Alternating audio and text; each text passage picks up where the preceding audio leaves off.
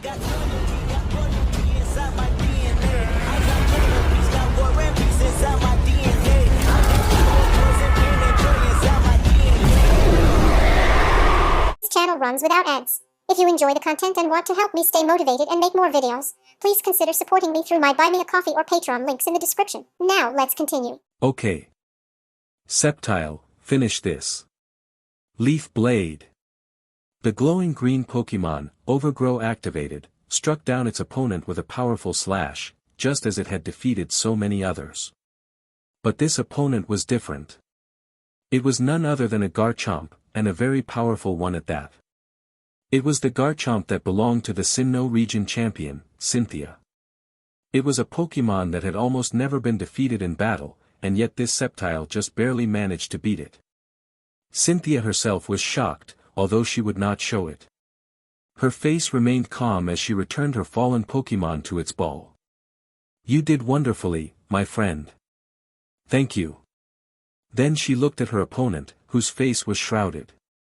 "You've become very powerful. I guess this means that you're the champion now." The young man shook his head. "This battle was unofficial, Cynthia. Besides, I would refuse that title anyway. I don't plan on settling down in any place anytime soon," he said. "You've changed. You've matured. I don't know if it's for the better or worse. Why are you challenging the most powerful trainers in the world?" Cynthia asked. "The Elite Four and the champions are just tests that I want to surpass. Even among them, you are exceptional, Cynthia. You're probably second only to Lance. Bringing me down to my last Pokemon, and then bringing it down to the point where it had to use Overgrow, it's no wonder you're the champion," the man said. "So you're just testing us, or a guardian?" Cynthia asked. At this, part of the man's face was revealed. Deep brown, almost red, eyes, and raven hair poked out from a blue Aura Guardian's fedora. A Raichu sat on the man's shoulder. "How did you know?" he asked. Lucario was acting strange. "So you've progressed that far, huh?" Cynthia asked. "Thanks for the acknowledgement and the battle. I'll be seeing you. I just have one favor. Please, don't tell anyone that I was here." The man walked off, disappearing into the shadows. Although his face was hidden, Cynthia knew full well who he was. That was why she was so surprised. His battling style was much more pronounced than before. It was more strategic, but always ended in very powerful attacks. He had become strong, but Cynthia saw that he was much colder than he used to be. She wouldn't tell his old friends. If she did, then they would be that much closer to finding him. But no matter how much more mature they had become over the years, Cynthia was unsure of how they would react when they finally met him. She knew one thing. It certainly would not be a happy reunion. Meanwhile, Cynthia's opponent was currently standing in front of a rather nervous Nurse Joy. "Please heal my Pokemon," he said, holding out his Raichu and a belt of Pokeball. "Oh, yes, right away, sir," she said, hastily accepting the offered Pokemon and belt. There was something about the man that seemed rather familiar. Suddenly, she had an idea. "Hey, aren't you?" "No. I'm not who you think I am. Just heal my Pokemon and I'll be on my way, Nurse Joy," the man said. "But there's a storm coming. Won't you stay just for tonight?" The man hesitated, then nodded reluctantly. It had been a while since he had some time to relax. Besides, his Pokemon could use it, especially after the battle they just had. "My Pokemon will be healed tomorrow morning?" he asked. "Judging from their wounds, it's chancy, but there's a chance nonetheless," Nurse Joy said. The man sighed. "Very well. I'll stay for 2 nights. I'll leave the day after tomorrow." Nurse Joy smiled. "That's very prudent of you, Ash," she whispered. The man flinched. "Am I that easy to figure out?" he asked. "You know, you've been declared disappeared for 4 years. It's all over the news." "Why? Your friends and family must be worried sick," Nurse Joy asked. Ash looked around. I have my reasons, Nurse Joy, none of which I wish to share. And right now, I don't really want to see my friends. Don't call any of them, he said. He walked off to the dining area, leaving a confused Nurse Joy behind. That it was the night before Ash would leave the center to continue his travels. Still, where would he go? He had finally tracked down Cynthia, and defeated her. She was his last target. Now, he felt that there were no worthwhile opponents. The Frontier Brains and the gym leaders were an option, of course, but he had already beaten most of them. Rai. Ash smiled and petted the little rodent.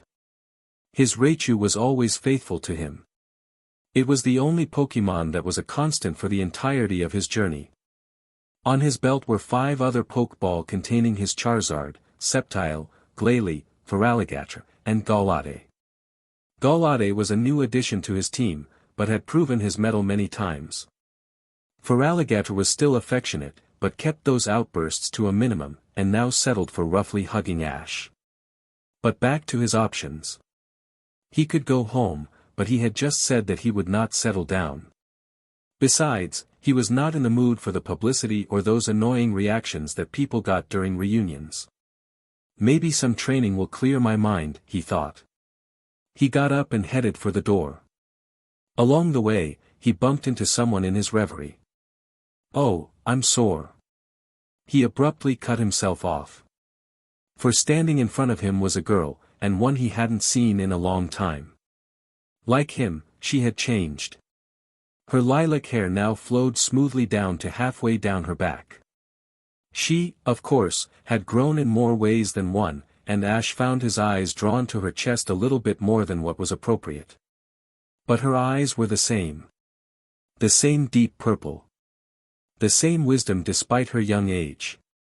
And now she was looking at him weirdly. Sir. Is something wrong? She asked. I'm sorry. Excuse me, Ash murmured, moving around her. She didn't recognize him, at least. That was something. He ran off, his Raichu whispering that he should have revealed himself. Ash ignored it. However, he was wrong. The girl had recognized him. She would have been a failure of a telepath if she didn't recognize the Raichu as Ash's Pikachu. And it would have been absolutely pathetic if she didn't recognize the voice that the man had used. It was deeper, but it was unmistakably Ash's. Salon Maiden Annabelle's eyes followed Ash's retreating form. What was he doing here? He had been off everyone's radar for years. And now he had suddenly turned up here. It was strange. Annabelle. You won't believe what just happened. A man with a Raichu on his shoulder just pushed past me. He didn't even apologize. It was her friend, Sarah, who had followed her from the battle tower. Sarah was a very good trainer, and served as her opponent during practice matches. She also battled challengers when Annabelle was out on errands. Also, she was a telekinetic, meaning that she could move objects according to will. That was Ash Ketchum, Annabelle murmured. What? That guy who disappeared years ago. But he had a... The realization dawned. It wasn't a stretch to consider that the Pikachu that was described to be perched on Ash's shoulder could have evolved into a Raichu. How do you know? I battled him twice. He beat me the second time. It was 4 long years ago. Annabelle said wistfully. Being a good trainer generally meant good observation, and Sarah was a very good trainer. It wasn't that hard to see the blush on Annabelle's face. You've got a crush on him, don't you? She teased. And no. It was just a... Annabelle stopped, realizing that she had just given herself away. Her blush got darker. I knew it. It's official, then. We're following him. Sarah said. How can we find him? Annabelle asked. Did he have a bag with him? Sarah asked. Annabelle shook her head. Precisely. So, we'll just wait here until he comes back. Just then, a blast of electricity shot skywards. It quickly attracted a crowd of people to the Pokemon Center windows. "Never mind, I'll be willing to bet that's where he is," Sarah said. Annabelle smiled and nodded. The two girls raced towards where they hoped was the origin of the attack. Luckily, there were intermittent bursts, so it was like a trail. Before long, they reached a grove. In the center were Ash and another young man with an outfit similar to Ash's. Whereas Ash's was blue, the other man's was green. The two girls quickly hid behind the undergrowth and trees. "It's been a while, Leon," Ash said. "Definitely," Leon said. "What's your business?" Ash asked. "I heard you kicked Cynthia's butt. I just took down Lance. Shall we see whose victory was worth more?" Leon asked. "You've definitely gotten a lot stronger if you could beat Lance," Ash remarked. Narrowly. "And I suspect that your victory was the same," Leon replied. "Correct. Narrowly. But enough small talk. If I understand you correctly, you came wanting a battle?" Ash asked. "Later. There's something I wanted to talk to you about." "We have new orders," Leon said. Ash scoffed. "You know I'm a freelancer, Leon. I don't take orders unless I feel like it," he said. Leon shrugged. "And so am I. But this one's different. It's a protection job," he said. At this, Ash seemed to gain interest. "Whom do we have to protect?" he asked. "No, it's whom you have to protect. I'm only supposed to serve as backup," Leon grunted. Ash laughed humorously. "And you're not going to follow them," he guessed. Leon laughed as well. "You know me. I like to be where the action is. Our client is surprising, actually. Here, check it out." He handed Ash a sheet of paper. Ash's eyes widened upon reading it. "Scott," Ash whispered. Annabelle and Sarah's eyes widened, and they stifled gasps. Scott. What business did he have with these two trainers who could defeat champions? They would get their answer very soon. "Read the job. I think that you won't hesitate to take it," Leon said with a smile. Ash began to do so, and Raichu leaned over to do the same. As they read, their eyes widened again. "This is it. So they're forcing me to protect her?" he asked. "They're asking you to. If you refuse, I'll just do it myself, and you can be on your merry way." Her companion sparks my interest. A lovely blonde girl, that description reminds of a childhood friend I used to have, Leon said wistfully. Ash smiled. "Friends, it's been so long since I've seen mine," he said. "Yeah, why haven't you gone back?" "It's fine with me because I have no one to turn to. But you are considered missing." "Your friends want to see you," Leon said. "But I don't want to see them. I've gotten so far without them. I kind of feel like friends were sort of holding me back. And yet I still miss them." "It's strange," Ash said. "You certainly are confused. Do you want to refuse? If I recall correctly, you and I watched the client for a time 2 years ago, did we not?" Leon asked. "We did. It was just an observance mission. You left, but I stayed longer. Then, I left her behind. And I will not make the same mistake again. I wouldn't have done so if I knew that people as dangerous as him were targeting her for her powers," Ash said. Leon smiled. "So you're taking the mission?" he asked. Ash nodded.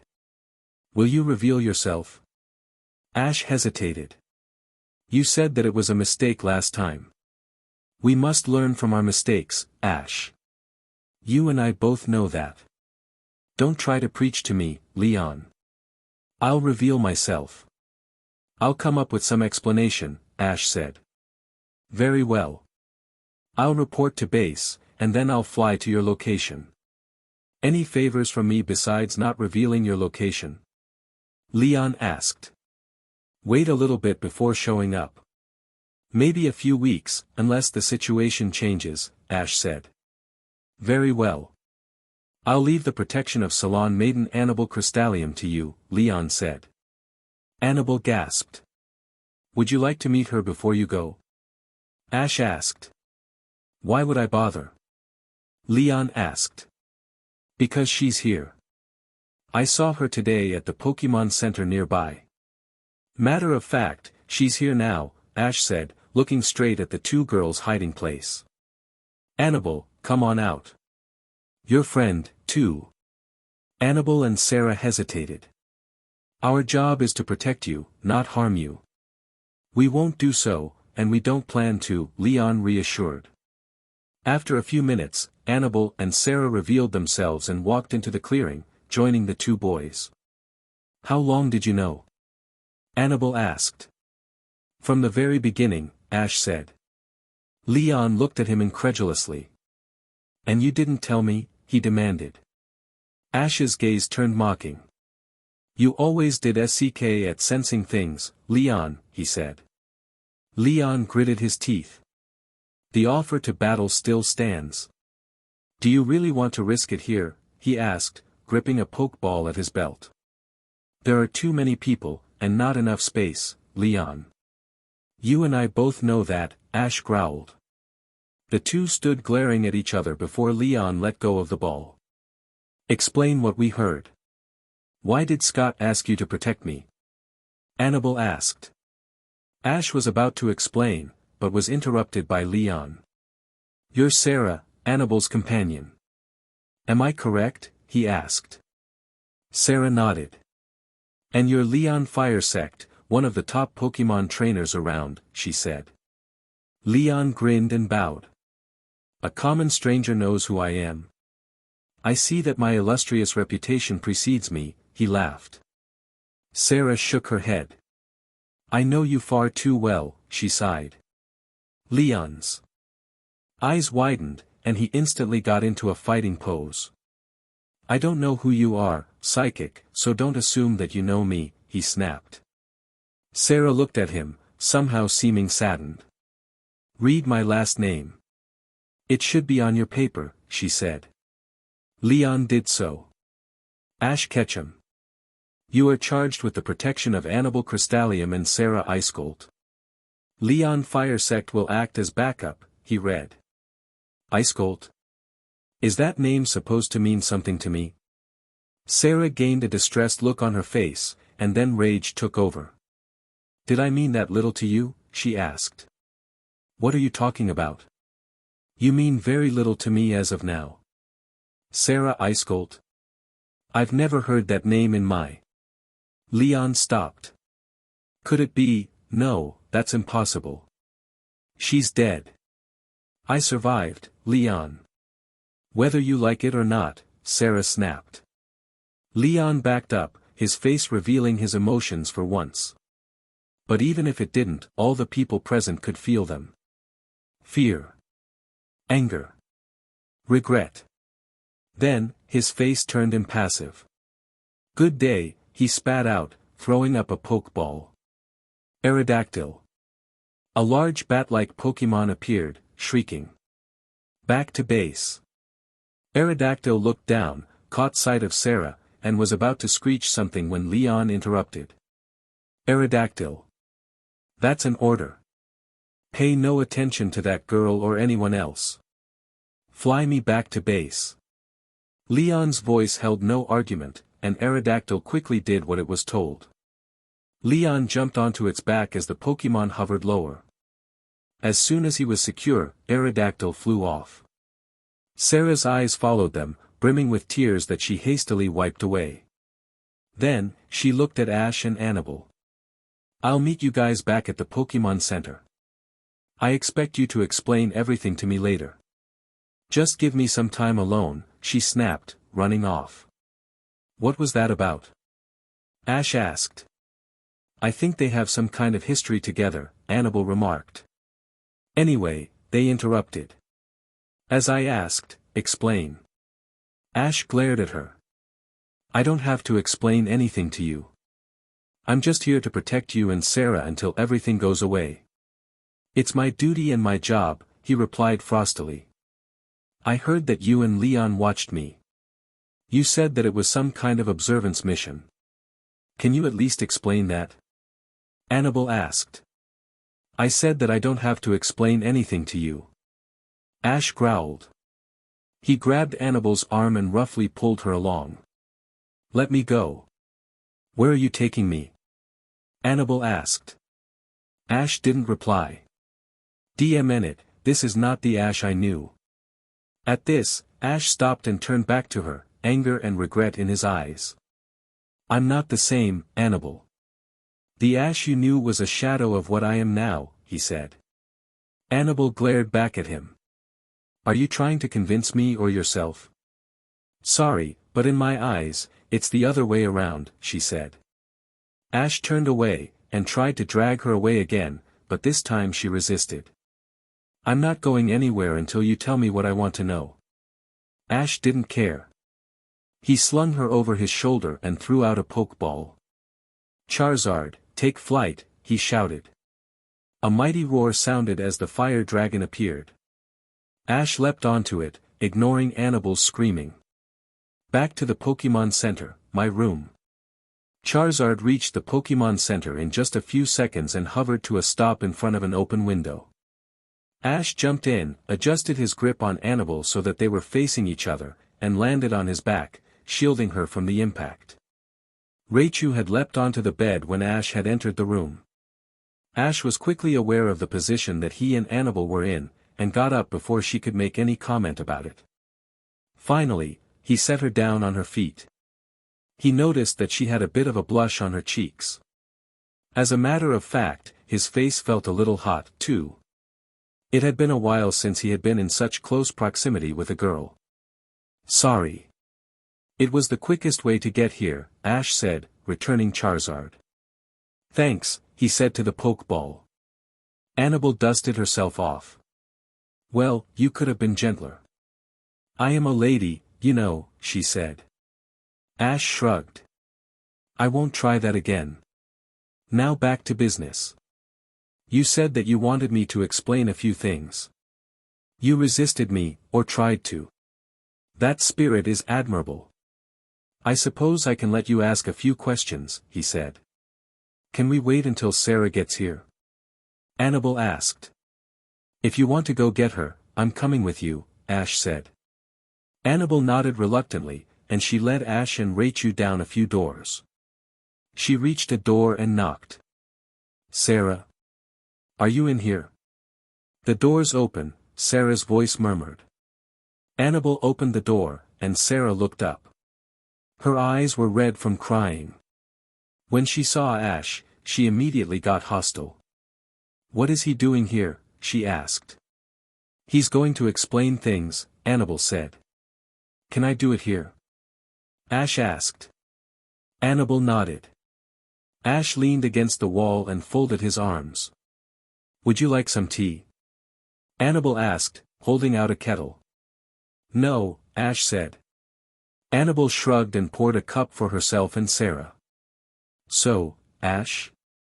Annabelle asked. What? Where would you like me to start? Ash asked, acting clueless. Annabelle glared at him. From your disappearance. Your friends are worried sick, she said. They can keep worrying. I'm not going back yet, Ash said. Why? Did something happen? Annabelle asked. Yes, but it wasn't their fault. It was mine, Ash said, enjoy. Ash began to explain. Well, after I blew the Sinnoh League, I headed back home without telling anyone. Then, I went to Professor Oak's lab and swapped out my team. I left my Pokémon there except for Sceptile and Raichu, and then I picked up my Mook, Totodile and Glalie. Finally, I walked to the Pokémon Center in Viridian City and asked Liza in Cherisific Valley to send my Charizard there. I left a note for Mom that I was going to leave on a journey, though I didn't tell her where. Why? Wouldn't you save your mom a lot of worry? Sarah asked. I didn't tell her because I didn't know myself. There were no major leagues nearby. All I knew is that I wanted to get stronger, and the Pokemon I had with me had the potential to become the greatest team that I ever had, Ash said. So where did you go? Sarah asked. Empty Silver. I trained there alone for a year, surviving on nothing but my wits. My Totodile eventually evolved into a Feraligatr, and my Mook even learned how to control its stench, Ash said. He looked at Raichu. Raichu here didn't evolve on purpose. It fell into a pit that was thick with thunderstone dust. And here's the result. Empty Silver is also where I met my newest Pokemon. Ash took out a Pokeball and threw it, revealing his Golate. Both Annabelle and Sarah stared with wide eyes at its red blades and blue horns. I found him struggling to survive on Empty Silver, and I took him in, although it took a while for him to trust me. I sent Mook back to Professor Oak to make room for Golate on my team. He was also really helpful for getting Raichu out of the pit. Raichu glared at Ash, who glared back. I apologized, didn't I? I got it. It was my fault, all right, he asked. Raichu simply sniffed. But you were gone for 4 years. Everyone who had ever even met you was worried, Annabelle said. Even you? Ash asked. Even me. That's why I want to know exactly what happened and what's going on, Annabelle said.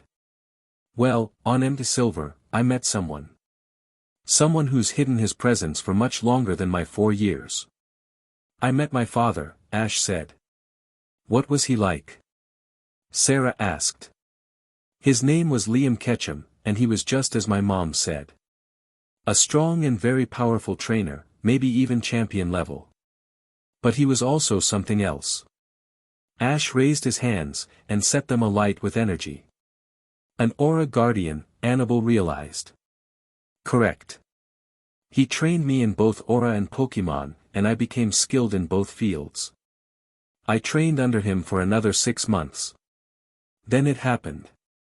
Before my training was complete, my dad's lower body was crushed under a flash rockslide. I was able to dig him out, but it was too late.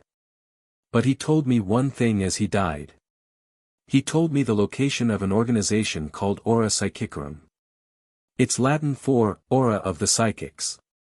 He said that going there would increase my skills in both fields and help me choose my path, Ash said. I've never heard of it, Annabelle said, looking at Sarah, who shook her head. You shouldn't have.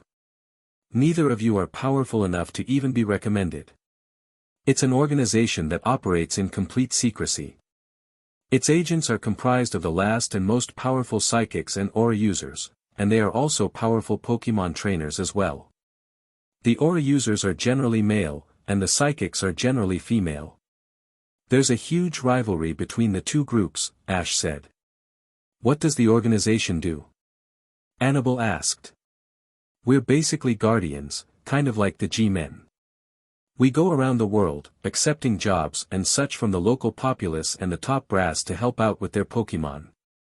The weakest ones help starting trainers, while the strongest focus on investigating ancient and dark forces, protection of clients, and stopping evil crime syndicates like Team Aqua and Team Magma. The ones around the middle do random jobs like recruitment and observance, Ash explained. You're one of the strongest? Annabelle asked. Me and Leon both, Ash said. That's something else I want to know. Leon's an Aura Guardian? Sarah asked. You two seem to have some history together. Care to explain? Ash asked. Sarah glared at him.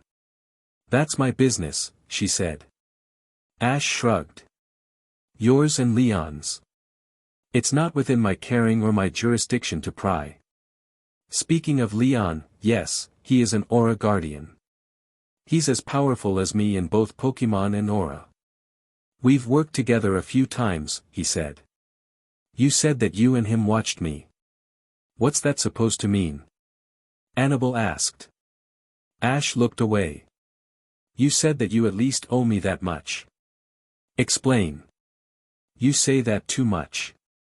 But you're right. I owe you that much. Ash sighed. It was a job from headquarters. We were supposed to observe you and Sarah. It was just to see your psychic powers. After a while, Leon left. He got bored, and was going to tell the top brass that you were not worth it. I stayed behind, mostly because Rachel wanted to see how you were, he said.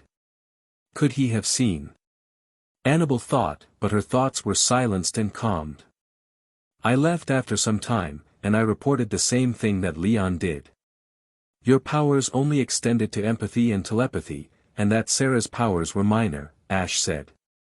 Annabelle sighed in relief, until she caught Ash staring at her for a few moments. What? Continue, she said. Ash nodded.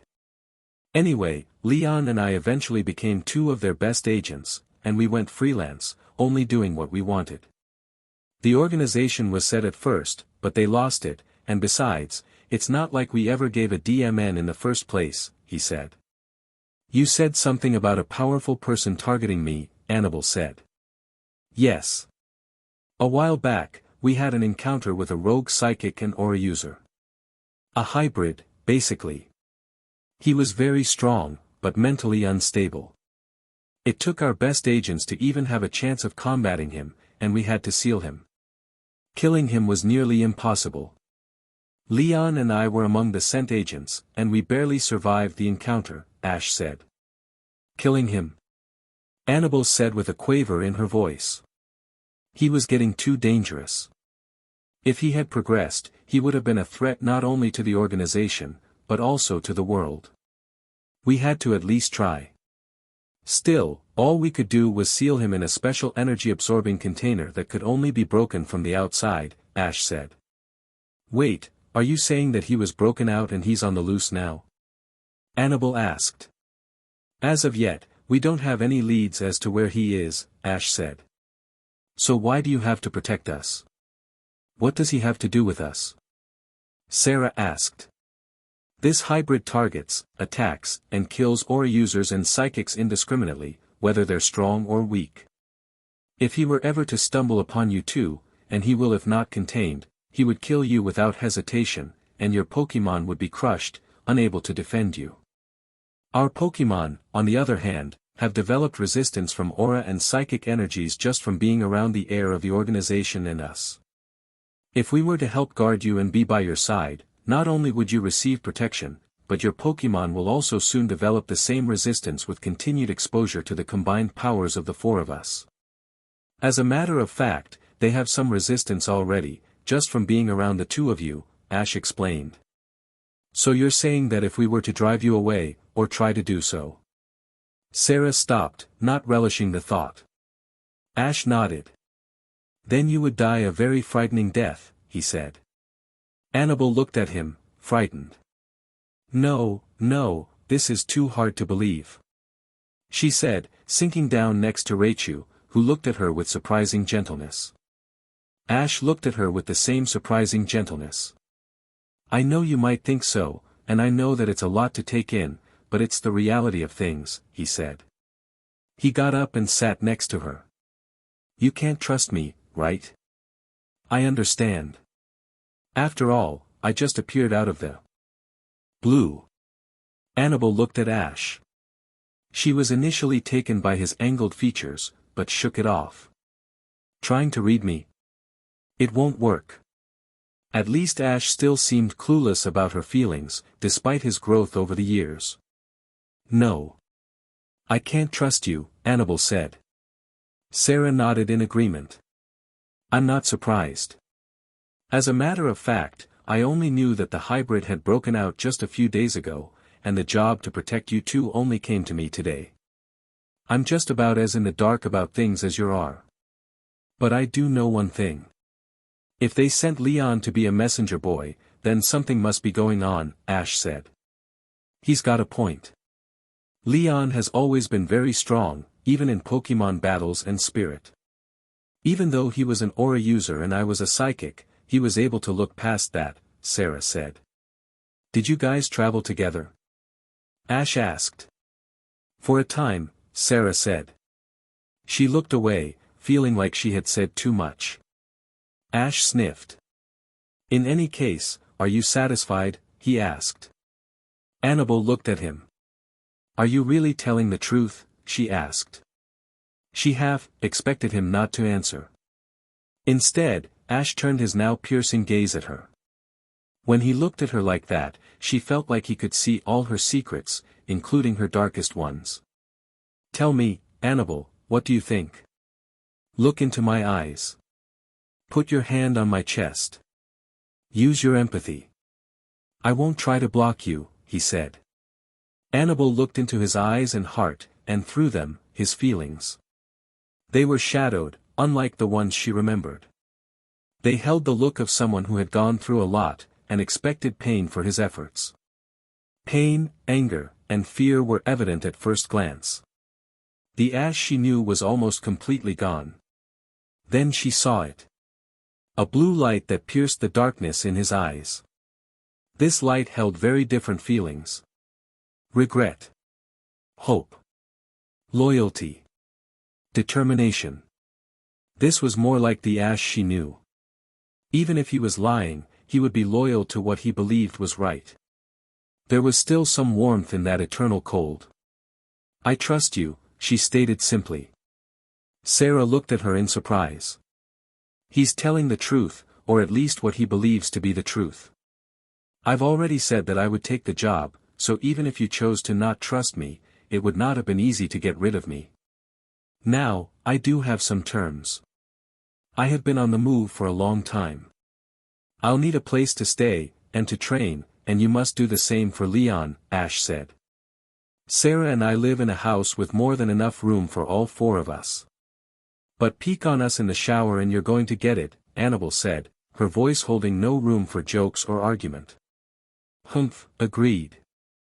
We're also going to have to accompany you everywhere you go, excluding the bathroom, but we will be outside the door, Ash said. Annabelle and Sarah glared at him. It's for your own good. Fine, Sarah spat. One last thing. You guys will have to cook for us every now and again, and for at least 2 hours a day, we will put you through a training regimen to boost your powers, and your Pokemon training skills, Ash said. I thought you were here to protect us. Sarah complained. If we fall, you will need to know how to defend yourself. Do you want to die helpless? Ash asked. Do we have a choice? Annabelle asked. Not really, although we'll take it easy on the training at first and then we'll get progressively tougher, Ash said.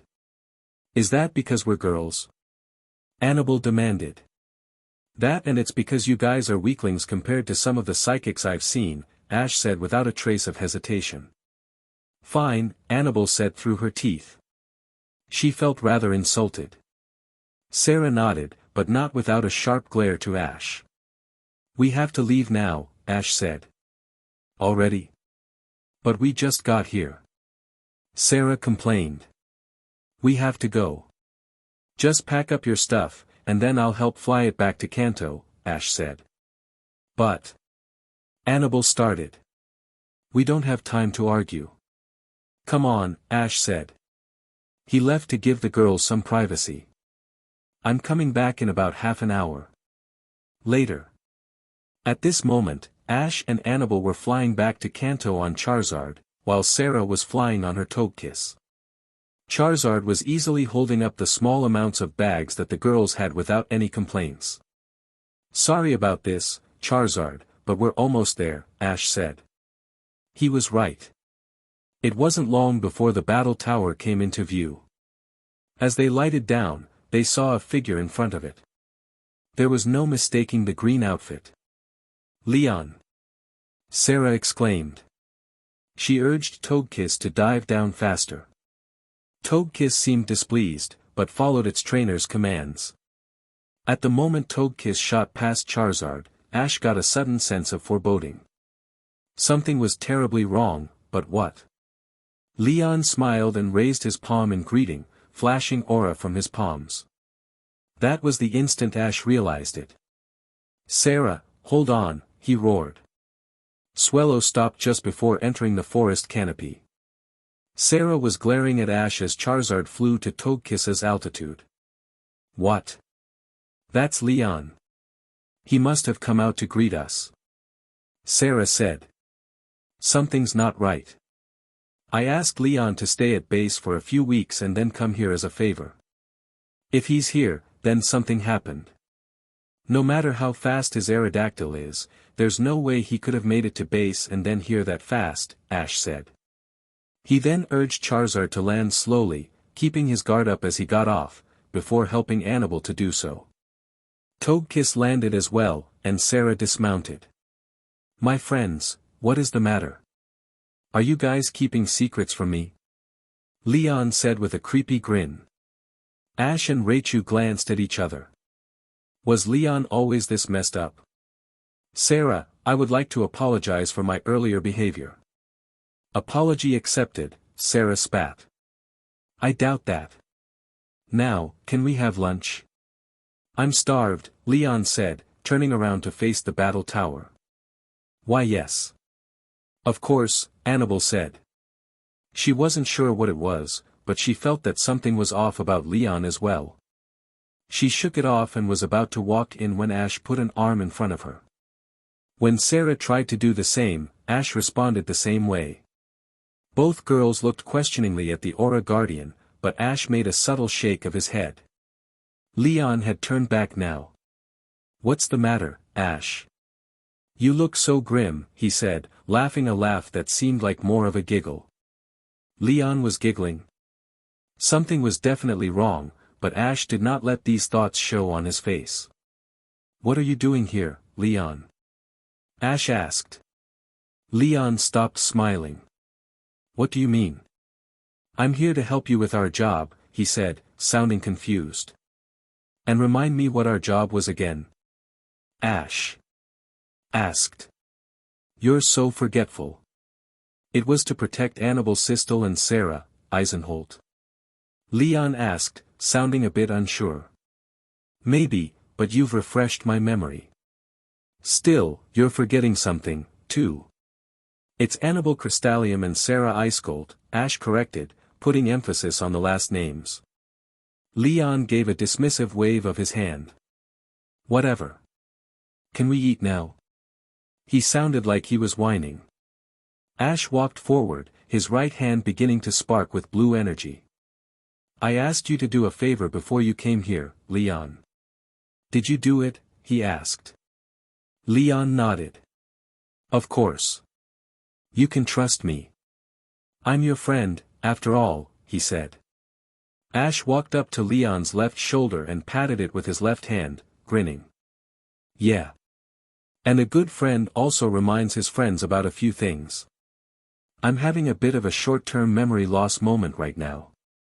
What was the favor again? He asked. To help you protect Annabelle and Sarah, of course. Speaking of which, I can't believe you left me behind. Leon laughed. Despite this, Annabelle could now see the confusion in Leon's eyes. What was wrong with him? Ash patted Leon's shoulder again, but this time his relaxed grin turned into a grim scowl, and he squeezed Leon's shoulder with his left hand. Wrong answer. Ash's right hand suddenly blazed with blue energy as he whipped it into Leon's stomach and blasted him with aura. Leon's eyes widened as he was thrown back into the side of the battle tower. Raichu. Charizard. Both Pokémon were already attacking Leon with Thunderbolt and Flamethrower respectively, throwing up a cloud of dust. Ash. What are you doing? Sarah cried. That's not Leon. Ash growled. The energy in his hand coalesced into a sword. He waited for a few moments. Come on out. I know that wasn't even close to enough power to kill you. Ash, above you. Annabelle shouted. Ash looked up to see Leon firing a blast of purple energy at him. He quickly leapt back, avoiding the attack and falling back to better protect Annabelle and Sarah. The blast threw up another cloud of dust, which the Leon lookalike landed in front of, grinning maniacally. Drop the disguise. It won't work, Ash growled. Instantly, the lookalike was bathed in a purple energy. When it cleared, a young man was standing before. His face was layered in scars, and he was wearing black and purple clothes. He had long, dark hair, and his eyes and grin were as insane as before, if not more so. "Who is that?" Sarah cried. "I am your worst nightmare. I was hoping to wait until later, but it's much more fun when the opponent fights back," the man cackled. One of his hands blazed with purple aura, thick and dense. His other hand also blazed with purple energy, but it was brighter and much more thinly spread out. "He's the hybrid that I told you about. His name is Vigo Cinera. He used shape-shifting, an advanced technique of telekinesis," Ash said. Well, aren't you the knowledgeable one? I'm going to take my revenge now. I think that the end of this hunt shall satisfy me nicely." Vigo laughed, licking his lips. Annabelle and Sarah were trembling in fear before Vigo's power. Both of them could feel it. Although he was obviously insane, Vigo was ferociously powerful. Vigo caught sight of their trembling. Annabelle was especially scared. Those eyes that Vigo had, they were bringing up horrible memories. "Don't worry, ladies. I plan on taking my own sweet time with you. Don't worry, I'll keep you alive for a time. Besides, I plan on having some fun with you before I kill you." His insane gaze focused on Annabelle. "You seem to be more experienced in the methods of my desires. I think that I'll keep you alive the longest." Annabelle screamed in terror, and this awoke something in Ash. A terrible rage, something that he had not felt for a long time. Blue aura seemed to erupt out of him. "You will never even lay a finger on her. Never. I'll make sure of it," he roared in an inhumanly deep and booming voice. He rushed forward, his sword blazing with aura. With amazing speed, his sword slashed at Vigo. Vigo quickly blasted him away with a burst of psychic energy, but Ash did not fall. Instead, he simply slid back on his feet, continuing to stand. His eyes were filled with pure rage. "Excellent. Excellent. You've certainly improved. Very well, then. I'll fight you, and I'll enjoy it." Vigo levitated himself. "Shall we begin?"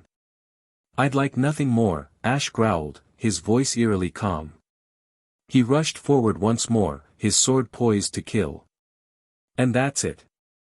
Ash has gained insane amounts of power, but will he defeat Vigo? And what did Annabelle remember? Find out next time. Leave a comment below if you so wish, but remember that good reviews keep me motivated and bad reviews leave me set off.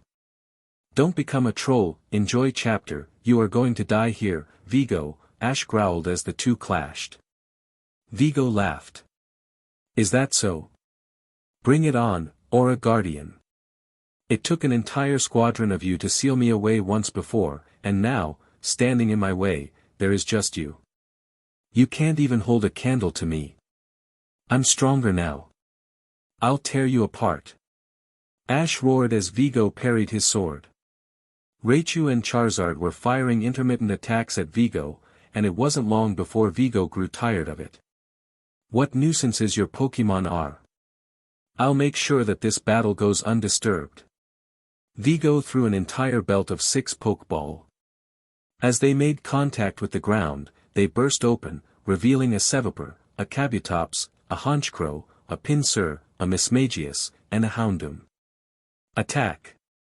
Vigo's 6 Pokémon charged at Raichu and Charizard, but were quickly confronted by the appearance of Ash's other Pokémon. Sceptile, Glalie, Feraligatr, and Golade stood alongside their comrades, and all of them were ready to fight. "Get inside, girls!"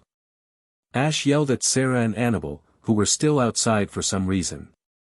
Annabelle seemed paralyzed, but Sarah quickly grabbed her arm and brought her towards the battle tower's entrance.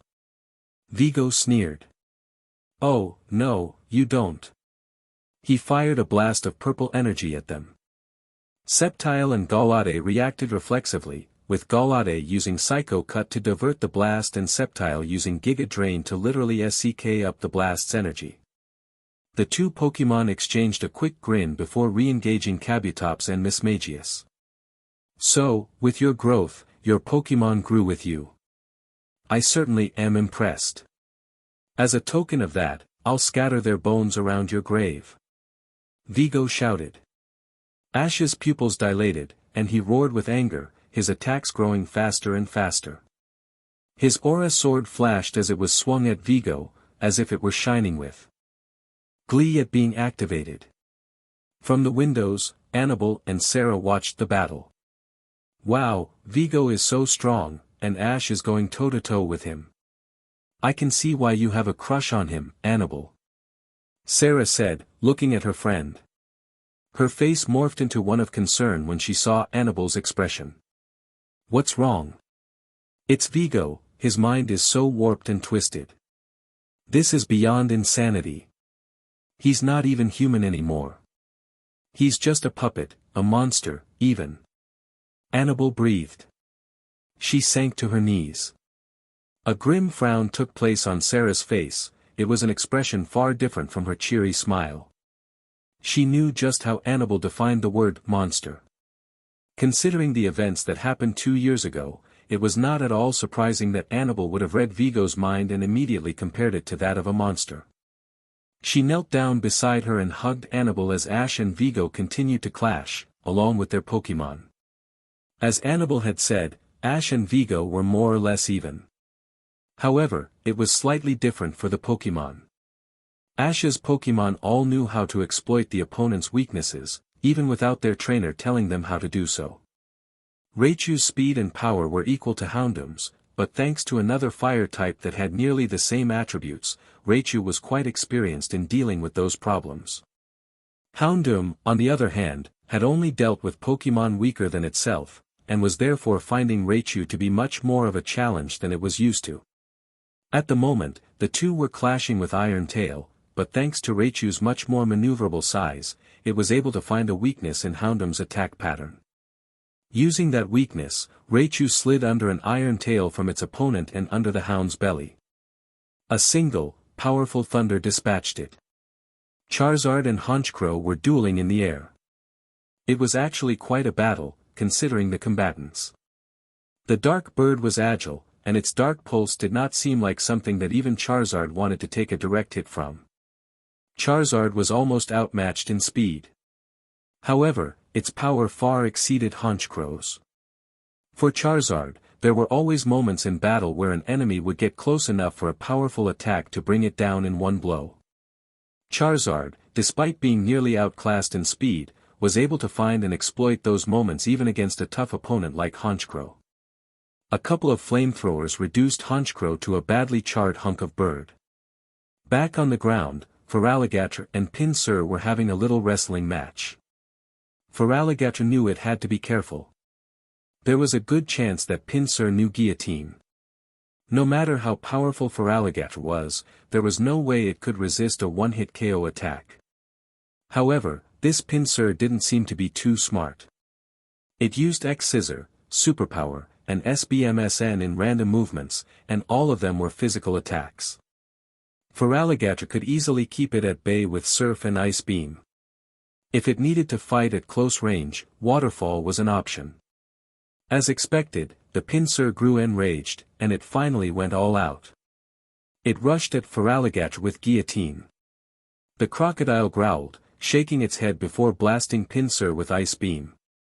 The stag beetle was frozen for a few seconds until a powerful hydro cannon knocked it out. Nearby, an unusual matchup was going on. Sceptile and Mismagius were clashing. The giant lizard had hardly ever battled a ghost type before, so this was very interesting to it. Mismagius fired Shadow Ball in rapid succession, but they almost all missed due to Sceptile's agility.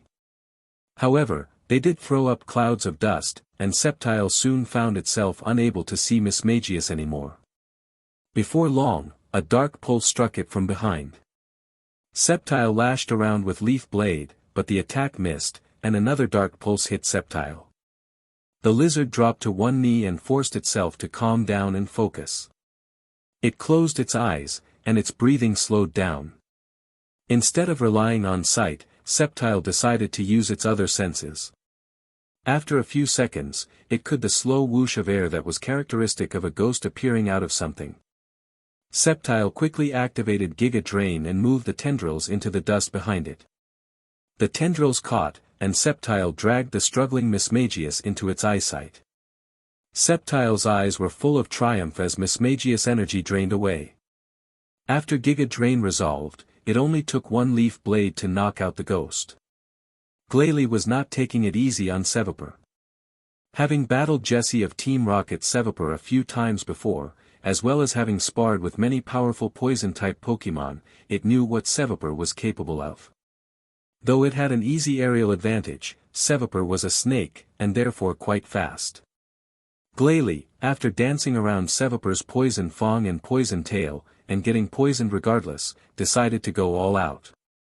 Glalie disappeared into the forest with Sevapur following, but the snake soon lost sight of Glalie. As Sevapur looked around, confused, Glalie erupted out of the bushes with a headbutt, and disappeared into the other side before Sevapur could recover. Once the snake did recover, Glalie attacked again. This process was repeated at an amazing rate thanks to Glalie bouncing around the trees. Before long, Sevapur was done. Gallade and Kabutops were having a very nice duel. The two Pokémon were both agile and had blades for arms. Although Kabutops did have less attack options due to the fact that its arms were scythes, the two still fought evenly. Kabutops even threw in a hydro pump to liven things up. Still, what it didn't know was that Gallade was holding back. Gallade was hoping to find in Kabutops an opponent that he could take pride in defeating. Gallade's comrades were among that special group, and any Pokémon within the teams of the Elite Four and the champions were also part of it. Of course, Gallade's true rival was definitely more worthwhile than any of those Pokémon. On the other hand, Gallade's complete analysis of the skills of Kabutops made him realize that Kabutops, while quite impressive for a lower-level Pokémon, did not fit Gallade's criteria. This in mind, Gallade went all out. Kabutops was completely taken by surprise when Gallade took one of its slash attacks, but it didn't even have time to show it, as Gallade attacked with a super effective close combat and mixed it with Night Slash, making it that much more effective. For the coup de grace, Gallade switched from Night Slash to Psycho Cut. Kabutops hardly put up a challenge. While his Pokémon won their fights with relative ease, Ash was struggling against Vigo. Vigo looked around and saw his fallen Pokémon. TCH, they lost, eh? How pathetic, he said. You'll be joining in their defeat, Ash growled. Despite his brave words, it was obvious that he was tiring. His eyes were still full of rage, but his face was glistening with sweat, and he was beginning to pant. His strikes and parries were getting weaker, and his sword was not glowing as brightly as before. You are losing.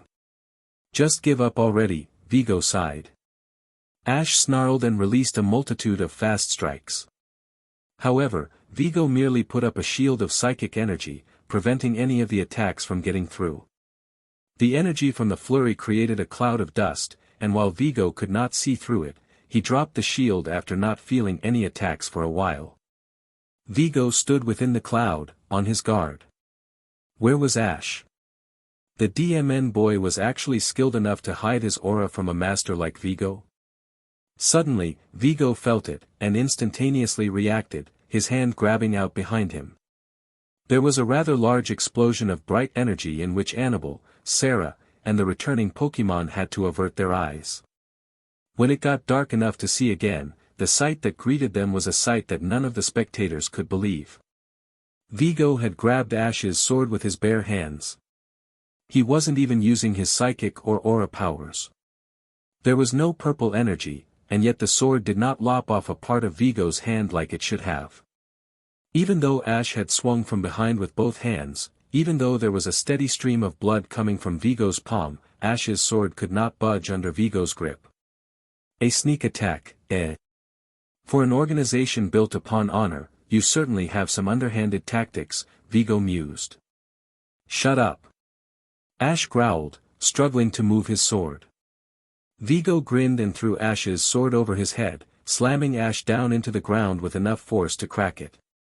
Ash cried out in pain. This sequence was repeated several times, with Ash's cries growing weaker. Finally, Vigo hurled Ash into the side of the battle tower, just as Ash had done to him less than an hour ago. Ash! Annabelle cried. His Pokémon cried out as well for their trainer. What's going on? Ash is tiring, but Vigo seems to be as fresh as ever. Sarah asked. Vigo turned his gaze on the two girls. He does not have an energy source. That one is suffering from intense regret. Why aren't I stronger, he asks. Why am I losing, no matter how strong I've gotten since the last time I fought him? Ha! He does not understand. My power is infinite. Infinite, you say? Ash struggled to his feet and stood before Vigo. His sword was surprisingly still active. There is nothing in this world that is infinite. If I can't kill you, then I'll drain every bit of energy out from your infinite energy source, he growled. Vigo's grin grew more feral. Is that so? Suddenly, he was right in front of Ash. The younger guardian had no time to react as Vigo kneed him in the stomach. As Ash doubled over, Vigo brought his fists down on Ash's back before punching him in the face. Ash was thrown back, and Vigo rushed up to him before spin-kicking him. As you can see, I am superior to you every aspect of battle. Strategy, energy, and hand-to-hand. He pet his head, his neck making a cracking noise. This grows tiresome. I think I'll end it now. Verso flew up and hovered there, creating a field of energy to stand on. He raised a hand, charging up purple energy. I'll annihilate you all, and everything within a mile of here. Don't do it. If you do, then you'll kill your Pokémon, too.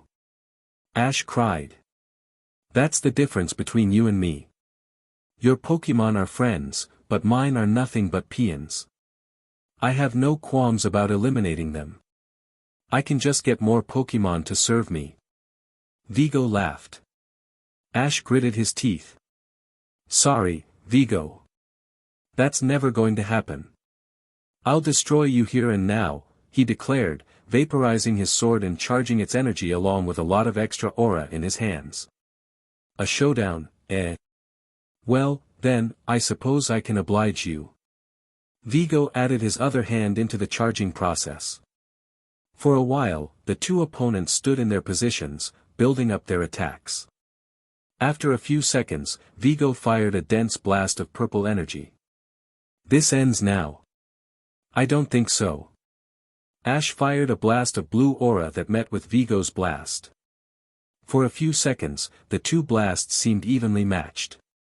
However, Vigo had put psychic energy as well as aura into his attack, and it soon began pushing Ash's blast back.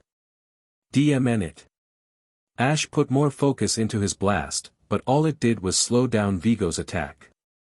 Ash's Pokémon went on the offensive against Vigo, firing Thunder, Blizzard, Blast Burn, Frenzy Plant, Focus Blast, and Hydro Cannon. Vigo looked at them contemptuously. Don't interfere. With a single thought, razor-sharp winds cut through the attacks and knocked the Pokémon out. Guys! Ash cried. With his slight lack of focus, Vigo's attack grew ever closer. Truly, you are a fool, and a weakling. I'm surprised Aura Psychicarum sent such a frail agent to protect someone as valuable as the Lilac Maiden. Vigo taunted. Lilac Maiden? Ash asked. Vigo laughed. Oops, silly me. I've said too much. But it doesn't matter. You'll die here. He pushed harder, and his blast almost overcame Ash's. DMN, is this my limit? Ash wondered. He was pushing with all his might, but Vigo was completely overpowering him. For all his brave words before, Ash was beginning to lose hope. Maybe it was impossible. His Pokémon were fallen, and he was about to die, along with the very girl he had sworn to protect. DMN it. Not yet. Ash looked up just as he was about to give in. Vigo, Annabelle, and Sarah looked up as well. That voice was familiar to all of them. Riding on an Aerodactyl was a green-clad figure. The bright shine of charging green aura confirmed his identity. It's Leon. The real Leon. Sarah cried. Annabelle knew that her friend was right, thanks to her telepathy. Vigo disguised as Leon still held an insane mind, but this Leon was confident and cool, even though he was in pain. Annabelle couldn't help feeling worried. What happened to him? He's hurt. Sarah looked at her in surprise. Despite Annabelle's concerns, Leon was all confidence as he fired a moderately powerful green energy attack at Vigo. Vigo was still surprised at Leon's appearance, and so had little time to react. The green blast struck, and Vigo flinched, his blast losing energy just for an instant. Ash took his chance. With a roar, he pushed against Vigo's blast and completely enveloped it with his own. The ferocious blue aura blast soon reached Vigo, and though he tried to flee, he found himself helpless as the blast consumed him. The aura guardian and psychic screamed as he felt a horrible burning pain all around him. Ash put all he had into the blast, and Vigo had no more fight left. It was too late to do anything, and his insane mind couldn't exactly summon up the focus to block the full brunt of the attack. Surprisingly, Vigo kept his form even after the blast had dissipated. The once powerful fighter was now helpless, a burned-out husk of what he once was, lying on the ground. Ash, on the other hand, was still standing, and though it would take a few days to recover from all that expended energy, it was obvious he was the victor. "You lose, Vigo," Ash said, limping toward Annabelle and Sarah, who had stepped out from the battle tower. "Ash, you did it," Annabelle said, hugging him. "I didn't do it alone," Ash replied, looking at his Pokémon, and then at Leon, who had alighted on his Aerodactyl. Leon looked sad as he gazed at Aerodactyl. The bat itself looked frighteningly tired, as if it had used up the last bit of its energy just to get here. "I'm sorry to put you through that, buddy," Leon said, stroking its comb. Aerodactyl squawked lightly, rubbing its head against its trainer's face. With a smile, Leon returned it to its Pokeball. "Get some rest." "Leon. What are you doing here?" Sarah asked. Leon gazed at her and was about to answer when a cough from the fallen Vigo sounded. "How sweet, a happy reunion. I suppose I should stop it." Vigo hurled a small burst of aura at Annabelle, his last bit of energy. Ash reacted quickly, charging up as much aura in his hand as he could in that single instant and deflecting the attack with it. Of course, while the damage was lessened, Ash took the brunt of the shot nonetheless, as he could not charge up enough aura in time to minimize it. Though he had a high threshold for pain, Ash cried out loud. His hand had been severely burned. Vigo grinned, and the grin ended up fixed on his face when both Ash and Leon fired beams of aura at his chest. The attacks pierced his heart with no suffering, and Vigo's life was severed. "Heh, I told him he would die here," Ash rasped. Leon grinned as he saw the heavy bruises and harsh cuts on Ash's face. "You look all the worse for wear. To think that you were as fit as a fiddle just a few hours ago." Leon started to walk, but failed as he collapsed to his knees. It was then that the others noticed that he had heavy wounds as well. There was blood on the ground where he kneeled. "Leon. What happened to you?"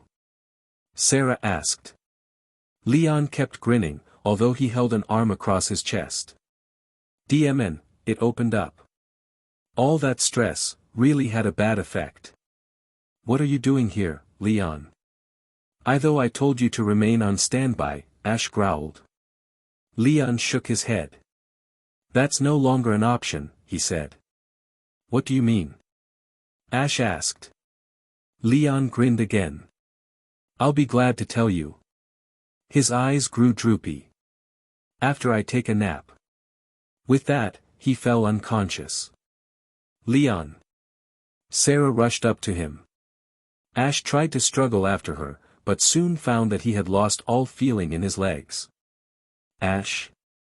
Annabelle asked, looking at him with those beautiful worried eyes. "Beautiful?" Ash shook his head. When was the last time he found a girl truly beautiful? But Annabelle was different. He didn't know why, but she just was. Those were his last thoughts before everything went black. That I know I said that Sarah would have the team that she had in the first story, but I made some changes. Oh, and for all you older Pokemon fans, there is a scene in this chapter that closely mirrors one in the anime, as well as a probably unknown character from the anime. I don't own either of them. Shall we begin? Annabelle and Sarah had called in a doctor that operated nearby, but in the probable interest of Ash and Leon, did not tell anyone else. This doctor was a physician for people, and while the two girls had some basic medical supplies at the battle tower, they felt that it would be necessary to call in professional help, since the wounds did look rather deadly. The doctor arrived promptly, even though he was off duty. "You two owe me a date," he joked upon arrival. Annabelle glared at him. "Not now, Dr. Proctor." "Your patients are in here," she said. Dr. Proctor followed Annabelle and Sarah into the battle tower. While the good doctor would have liked to enjoy the inside, the two girls wasted no time in pushing him into the elevator. Proctor sighed. "So, can you tell me anything about the problem? The two have possibly life-threatening wounds. We bandaged them as best we could when we got them into the battle tower, but the blood just keeps flowing." Annabelle said, her hands over her chest. "I see," Proctor said as the elevator stopped. He followed the girls down into a room and instantly took note of the two boys lying on the beds. One of them seemed somehow familiar. "What happened to them?" "They got into a fight," Sarah said. "She seemed like she was hiding something." "Can I have their names?" Proctor asked. Annabelle and Sarah glanced at each other. "I think they would prefer not to have their names given away," Annabelle murmured. Dr. Proctor smiled. "What? Are they criminals?" he asked. His smile turned into a frown when he saw the two girls exchange glances again. "Wait. Don't tell me they're actually." Annabelle shook her head rapidly. "No, but, oh, forget this. Their names are Leon Firesect." She pointed to the first boy. "And Ash Ketchum." She pointed at the boy who was now familiar for a reason. "Ash Ketchum? Isn't he that missing boy?" Proctor asked. "He doesn't want to be found, so please don't tell anyone, Doctor," Sarah said. "He helped me out a number of years ago with a Pokemon treating operation. If it wasn't for him and his friends, I wouldn't have started a dual job of healing people and Pokemon," Proctor explained. This was the other reason that the girls called in Proctor. Ash's Pokemon had sustained injuries from Vigo's attacks, and when Sarah brought Leon's Pokemon out for inspection due to worry caused by the condition of Leon's Staraptor, she found that all of Leon's Pokemon were in a similar condition. Proctor could help. "Speaking of which, can you heal their Pokemon, too?" Annabelle asked, gesturing at the group of Pokemon that lay bandaged and unconscious on the floor. "You gotta be kidding me." Proctor groaned. Later. Ash's eyes snapped open. The first thing he saw was a dark ceiling. Judging from that, it was nighttime. Had he really been unconscious for that long? He sat up, holding his head in an attempt to lessen the headache. That accursed Vigo, Ash seethed just by thinking of him. Just then, he was aware of a weight on his bed. He looked down to see Annabelle, sleeping with her face buried into her arms. For a few moments, his eyes filled with regret. In that position, she looked like the picture of innocence. And he couldn't protect it. He was taken out of his reverie by Annabelle's stirring. Instead of instantly running away like he normally would, Ash simply waited for the girl to awaken. Annabelle blinked her bleary eyes at Ash, and the next moment, her arms were around him and her face was buried in his shoulder. "You're awake, and alive, thank Arceus." She repeated these words like a mantra. Ash's face turned very red. Too close," he stammered. For all his maturity, Ash was still rather weak-hearted when in this close proximity with a girl. Annabelle seemed to realize the position they were, and broke away, her face as red as ashes, before she went to turn on the lights. "I'm sorry," she said. Ash smiled. "Don't worry about it. Where's Leon?" Annabelle pointed to the bed where the green-clad Aura Guardian lay. Sarah was watching over him, or rather, she was. She was asleep in the position that Annabelle was in. "All your Pokemon and Leons are on the floor, sleeping on mats. Dr. Proctor treated you all," Annabelle said. Ash followed her gaze to where the doctor was kneeling next to Leon's Infernape. The doctor turned to Ash, and the young boy instantly recognized that face. "It's been too long, Doctor," he said. Proctor smiled. "Yeah, Ash. How have you been?" he asked. "If it wasn't for you, I'd be feeling worse than I do now. How much is this going to cost?" Ash asked. Proctor shook his head. "I still owe you for helping me with my calling. Thanks to you and your friends, I can now handle twice the amount of patients to heal. It's quite fun," he laughed. "Thanks, Doc. And, I need a favor," Ash said, his face growing serious. "Please do not tell any of my friends that you met me here." "Why's that?" Proctor asked. "I have my reasons," Ash said, looking away. The doctor decided not to pry. "You and your Pokemon should all be fine with some rest." "Are all of them yours?" Proctor asked. "No. Some of them are Leon's." Sarah surprised them. She was wide awake, but her face was serious. "Yes, Leon Firesect. He's taken some harsher wounds. He'll probably be unconscious for a few hours more. Judging from what I've seen, he and his Pokemon probably fought something or someone that eventually overwhelmed them," Proctor said. "Wow, someone who can overwhelm Leon, I'd better be careful," Ash said. "You can leave now, Dr. Proctor." "Just send us the bill," Annabelle said. The doctor nodded, and some security guards escorted him out. Sarah turned back to Leon, and both Annabelle and Ash could feel the tenderness that she was feeling towards him. But there was also a longing, a regret. "The two of you have a past together," Annabelle said. Sarah whipped around, her mouth open to deny Annabelle's claim, but Ash raised his hand. "There's no point. Tell us the story, Sarah. It usually helps, and trust me, I know. Something happened between you two. Were you guys dating and then got into a big fight, resulting in a breakup?" he asked. "Ash." Annabelle smacked him. "Don't be so rude. No, he's partially right. We weren't dating, but there was a big fight. When we were 10 or so, Leon and I started training under a rogue Aura Guardian and Psychic Hybrid." Flashback. A younger Leon was standing in a grove, surrounded by trees. His eyes were closed, and his body still. He stood there for a few minutes before a leaf floated gently past him. His eyes snapped open, and his hand flared up with green energy for an instant before he hurled it at the direction that the leaf had come from. A girl's voice cried out as the ball struck the tree she was in. The next second, she was falling out of the tree. "Ow," she complained, rubbing her bottom before glaring at Leon. "Leon. You could have killed me." Leon raised an eyebrow and smiled. "Killed you? You know I would never dream of hurting you, Sarah," he said mockingly before walking over and offering her his hand. Sarah smiled. "Gotcha." A flurry of twigs and branches cloaked in pink energy flew at Leon. However, the young aura user put up a shield of green aura, deflecting the attack. After lowering his shield, Leon leaned down close to her face, the ever-eye smile present. "I'm not that easily surprised," he breathed. Sarah blushed before slapping him. "I had expected this outcome." A new voice broke into the clearing. Leon quickly withdrew his head as their master entered the fray.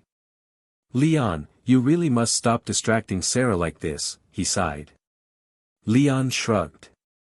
"Come on, Master Averill. I can't help it. She's just so pretty," he mused. Sarah stood up and dusted herself off before glaring at Leon. Leon. She warned. Leon didn't even glance at her. Avril sighed. Regardless, both of you did fine.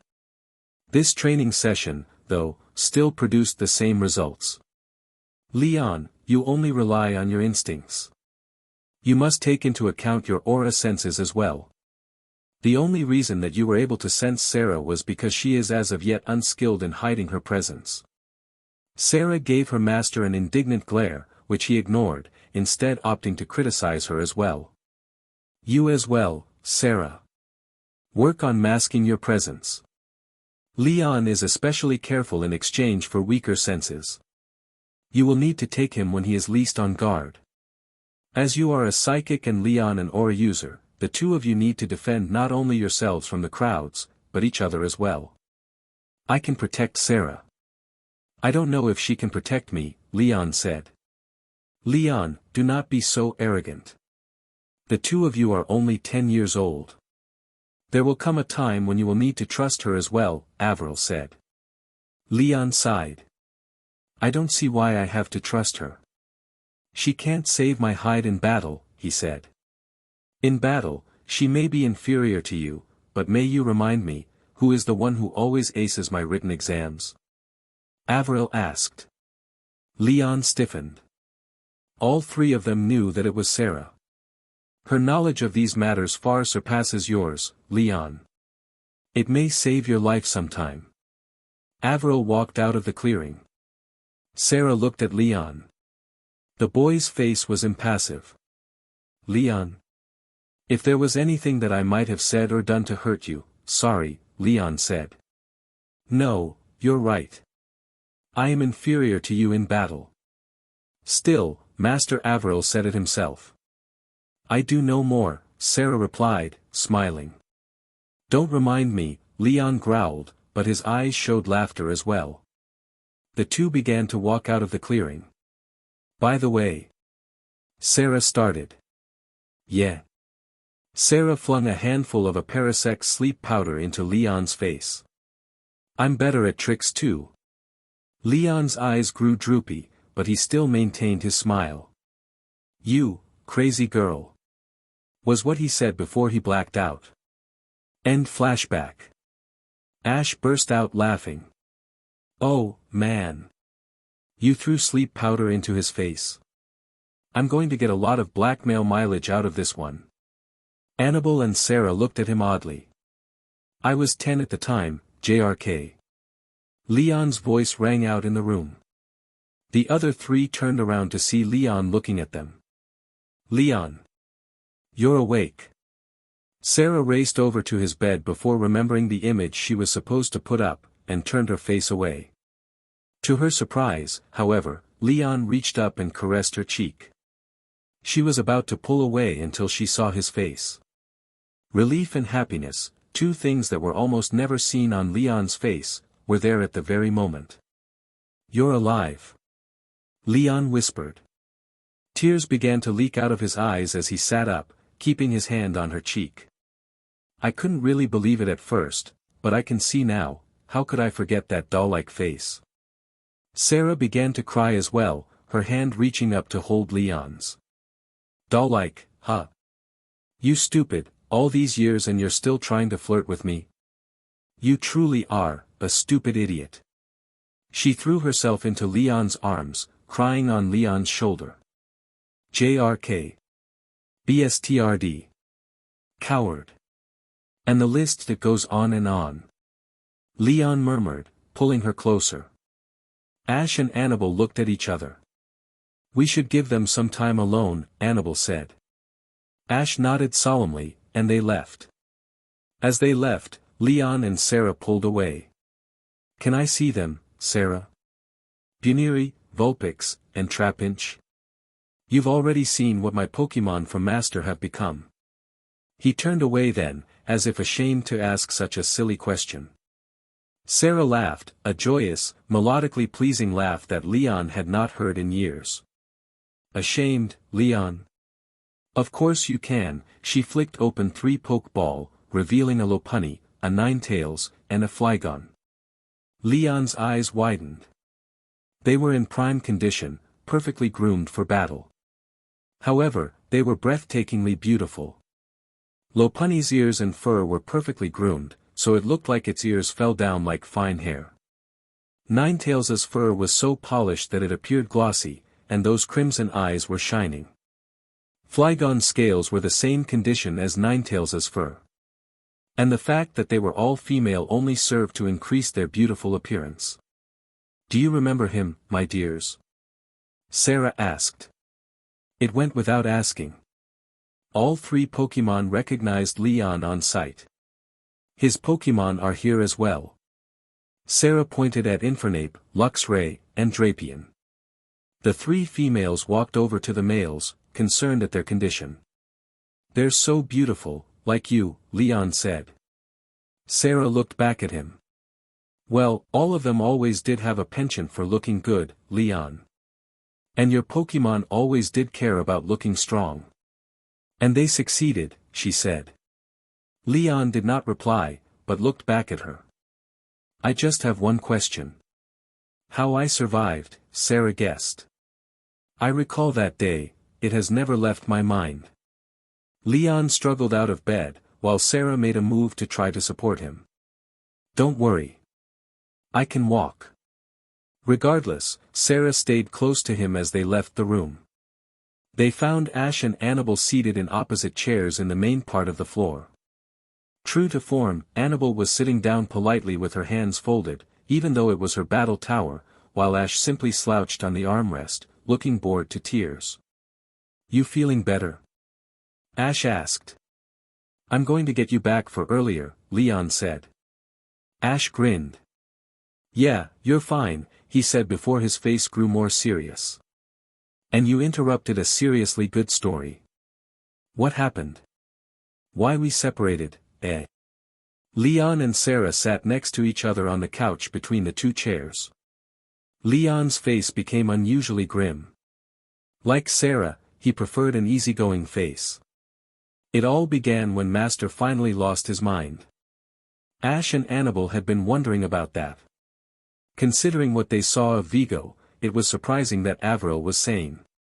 There is a reason why Aura Guardians and Psychics are forbidden to share their powers.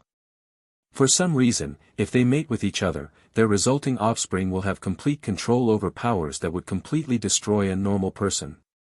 That, or the offspring will turn out to be powerless. However, in Vigo and Master Avril's case, where an Aura Guardian took the powers of a Psychic, the Guardian inevitably goes mad. It may take some years, or it may happen instantaneously, but it happens nonetheless, Leon explained. For Master Avril, it happened years after he absorbed the powers of a Psychic that he had defeated. He was one of the lucky ones, Sarah said. But when it finally happened, we were helpless. He didn't even recognize his own students. Flashback. "It's not fair, I still can't beat you," Sarah complained with a pout. "You had good strategy this time, at least." "Still, there's no way you can beat me in the art of battle," Leon teased. "You don't have to remind me." Sarah sighed. "Come on. It was a good Pokémon battle. If we were to be attacked, you would help me, right?" Leon asked. "Yeah, but, is it really okay for Master to give us his Pokémon? Buniri, Vulpix, and Trapinch aren't used to me yet," Sarah commented. "Chimchar, Shinx, and Skorupi feel the same. A Pokémon trainer needs to show his Pokémon that he not only wants to win with his Pokémon, but that he cares about their victories as well. I'm not there yet, and neither are you. Give it time.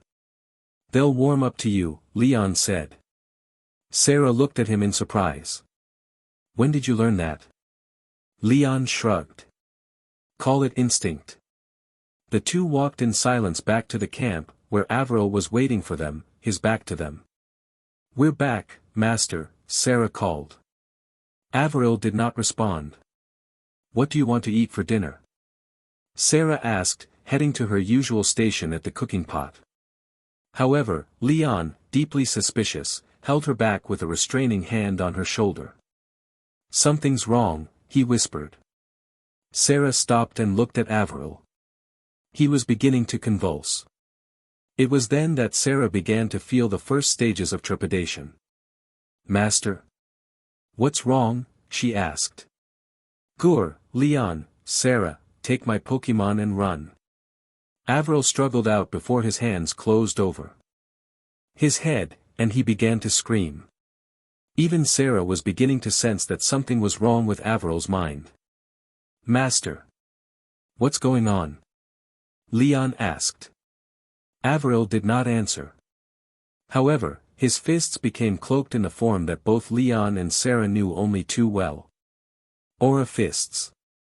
Sarah whispered. "Sarah. He's not himself," Leon said just as Avril rushed up to him with amazing speed. Leon was barely able to react in time. A cloud of dust was thrown up upon contact. Before long, Leon leapt out of it with Sarah under his left arm. In his right arm was a green spear made of aura. "The aura spear, you've mastered it?" Sarah asked. "I can't use it as well as I want to, but there's no time for regrets," Leon said as they landed. He then began to race through the forest. Master's gone mad. It happens to aura guardians who take psychics' powers, or vice versa. In this state, there is no return. Enemies stay as such, but friends become the same. The only way to stop them is to bring them under your control, which is nigh impossible, Sarah recited. "There's no way to save them?" Leon asked. Sarah hesitated before answering. "No." Still, Leon realized the true meaning. "I see." Sarah gasped in realization. He knew. No matter how she tried to hide things from him, Leon always seemed to know. "So, you're going to?" Sarah began to ask. "I have no choice, Sarah. I don't care if he is our master, he's not going to kill us. I'll make sure of it. Besides, the pupil must surpass the master sometime," Leon growled. He stopped at the edge of a large field and put her down. It had begun to rain. "Run." "No. I should fight him." "If you fight him, you'll die," Sarah cried. But she knew his answer already. "I will not risk both our lives. You do not have the conviction to fight him, Sarah, and both of us know it." Leon glared at her, steely determination in his eyes. "I will kill him." Still, Sarah resisted. "I'm not leaving you, Leon. You're my only friend. I promised myself that I would never let you down by running away," she said. Leon was about to say something, but stopped and turned. Avril, or what used to be Avril, burst through the trees, his fists glowing with the dark purple energy that was evidence of an aura guardian that had gone mad because he had taken the power of a psychic. "He's coming. Just run," Leon ordered. "I refuse," Sarah cried. Leon gritted his teeth before his hand flared up with green aura. With a wave of his hand, he put up a green aura shield specifically designed to keep psychics out. Sarah was knocked back, and then she ran up to the wall, pounding on it. "Leon! Leon, stop this. You don't have to this." The tears that she had been trying to hold back were flowing freely now, but she didn't care. Leon smiled at her before walking to meet the charging force that was Avril. Their master stopped at the sight of his former student standing resolutely before him. Leon began to monologue in a clear, carrying voice. "Master. Do you remember who I am? My name is Leontis Firesect, your former student. Ever since you took Sarah and I on, I made two promises to myself. One was to surpass you." Avril's eyes were now featureless, completely taken over by power. "The other was to protect Sarah." Sarah stopped pounding. Did she hear what she thought she heard? "I will the knight that saves the princess no matter what, so I can't be beaten by the likes of you." Avril clenched his fists as Leon continued. "I am going to destroy you, master. You hear me? He then spoke to Sarah without looking at her. Sarah, just get out of here, it's the only way. His voice was so confident that Sarah, numb with surprise, just nodded. Come and get me. Leon roared. Avril surged forward, his fists ready for battle. Sarah watched in awe as the two clashed, but her rational mind got the better of her. As soon as it became obvious that Avril was easily dominating Leon, she turned and ran. Because of that, she did not see Leon rear up against the charging Avril for one last strike. However, she did hear Leon cry out her name one last time. Sarah! Run! Then, she felt herself flying forward, an explosion of sheer energy resounding behind her. She was still flying when she felt a burning pain on her back. She didn't have time to scream before everything went black. When Leon woke up, it was day. The rain had stopped. Groaning, he struggled to his knees and looked around. Ugh, I won. He shook his head. No. I probably didn't. I'm just still alive. He looked around. The field had been ravaged. Neither Sarah nor Avril were nearby. Even when he broadened his senses, he could not detect them in the vicinity. Farewell, Master Avril. And Sarah, I'm sorry. Please forgive me. I failed to protect you, and you died for it. Leon began to walk. To where, he did not know. There was nothing left for him. All he did as he walked was repeat, forgive me, over and over. End flashback. It was my fault, Sarah. You survived, I don't care how, but you survived. Still, you were probably hurt pretty badly, Leon said. Sarah shook her head. No. It was my fault. I wasn't strong enough to help you, she said, starting to put her hand on her shoulder, but then withdrawing her hand. She was surprised when Leon grabbed her hand, and then she began to blush when he turned his face to look at her with the same look as ashes. It pierced her to her soul. It was my fault. I told you to run because I thought I could protect you. I was obviously wrong, Leon said. I'm only alive because you protected me.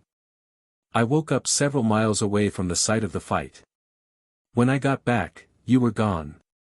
I knew that you would wait for me or try to find me if you thought I was alive, but you didn't come back, even after I stayed in the same spot for days, Sarah said. At this, Leon's eyes grew wide. Days? Are you mad? What were you thinking? He asked. His tone was not friendly. Sarah glared at him. Well, excuse me for being worried about you, she snapped. Leon glared back. You should have been worried about yourself. If you had died, then I would have wasted my time, he said. Do you know how I felt, Leon? How desperate I was to find you. And now, you're even more of a JRK than before. Sarah yelled. I'm not a knight, Sarah. I'm not even a guardian. I'm just a wandering mercenary with no honor. I've changed since then, Leon said. No, you haven't, Leon. I saw it when you woke up just now. You haven't changed a bit. And that's what I hate about you, then and now. Sarah ran to the elevator. Before long, the others could hear the sound of the elevator going up. Annabelle glared at Leon. Why did you do that? She was worried about you for 4 years, and you just put her down like that, she asked. Leon looked at her. She had to realize that I've changed, Annabelle. I'm different. I've fallen from a guardian to a lowlife, he spat. If you're calling yourself a lowlife, then you hate it, too. She was right, Leon. From what I've heard about your past and what I see now, you haven't changed a bit. Annabelle exclaimed. What do you know, Annabelle? You don't know me at all, Leon growled. Yeah, but I do, Ash said. Leon turned his gaze on him. You still have something we call honor, Leon. It's faint, but it's there. I'll guess that once you saw Sarah again, You began to revert to your old self. Then how do I stop it? Leon asked. You don't. You welcome it, Annabelle said. Leon flinched. She cares about you, Leon. And you still care about her. I don't know what this organization did to your feelings, but both of you went freelance to get your friendships back, didn't you? Annabelle asked. The two mercenaries looked at each other for an instant before Leon raced to the elevator. He had a very good idea of where in the tower she was, no matter how big it was. Ash, meanwhile, looked at Annabelle queerly. Well, I wonder what you said to get him to crack, he said. I have a question for you. Why don't you go look for your friends? Annabelle asked. We've been over this. I have no interest nor desire to see them again, Ash said. Why? Why do you avoid them? Annabelle asked. Because you're here. Right now, you're my biggest priority, above my friends, and even my mom, Ash explained. This took Annabelle by surprise. What do you mean? She asked, beginning to blush. He moved closer to her, so close that their faces were mere inches apart. I lied to you, Annabelle. I actually watched you longer than I said I did, he said. His face was solemn. I saw it, Annabelle. I was there that day, when you were nearly deflowered. I had other things to worry about. Sorry to keep you all waiting, though. Leon found Sarah on the roof, just as he had expected. I thought that I would find you here, he said. Sarah didn't answer, instead looking up to the night sky. Stargazing, huh? He walked to a spot beside her. This is just like old times. I remember when you, me, and Master Averill would just lie on a random field somewhere, and he would point out the Ursaring, the Tauros, the Kingler, even the Arcanine. I thought that you didn't care for the past, seeing as how you forget things so easily, Sarah said, hostility in her voice. There are things in the past that one never forgets, not just the good, but also the bad. I just wish sometimes to forget the bad, but then I wouldn't be what I am today, Leon said. Is that why you forgot about me when we met just a few days ago? Did you consider me a bad thing? Sarah asked. Leon looked at her in shock. Sarah, why would you ever think that? He asked. Sarah looked at him. If you're trying to fool me, it won't work that easily. Tell me the truth now, Leontis Firesect.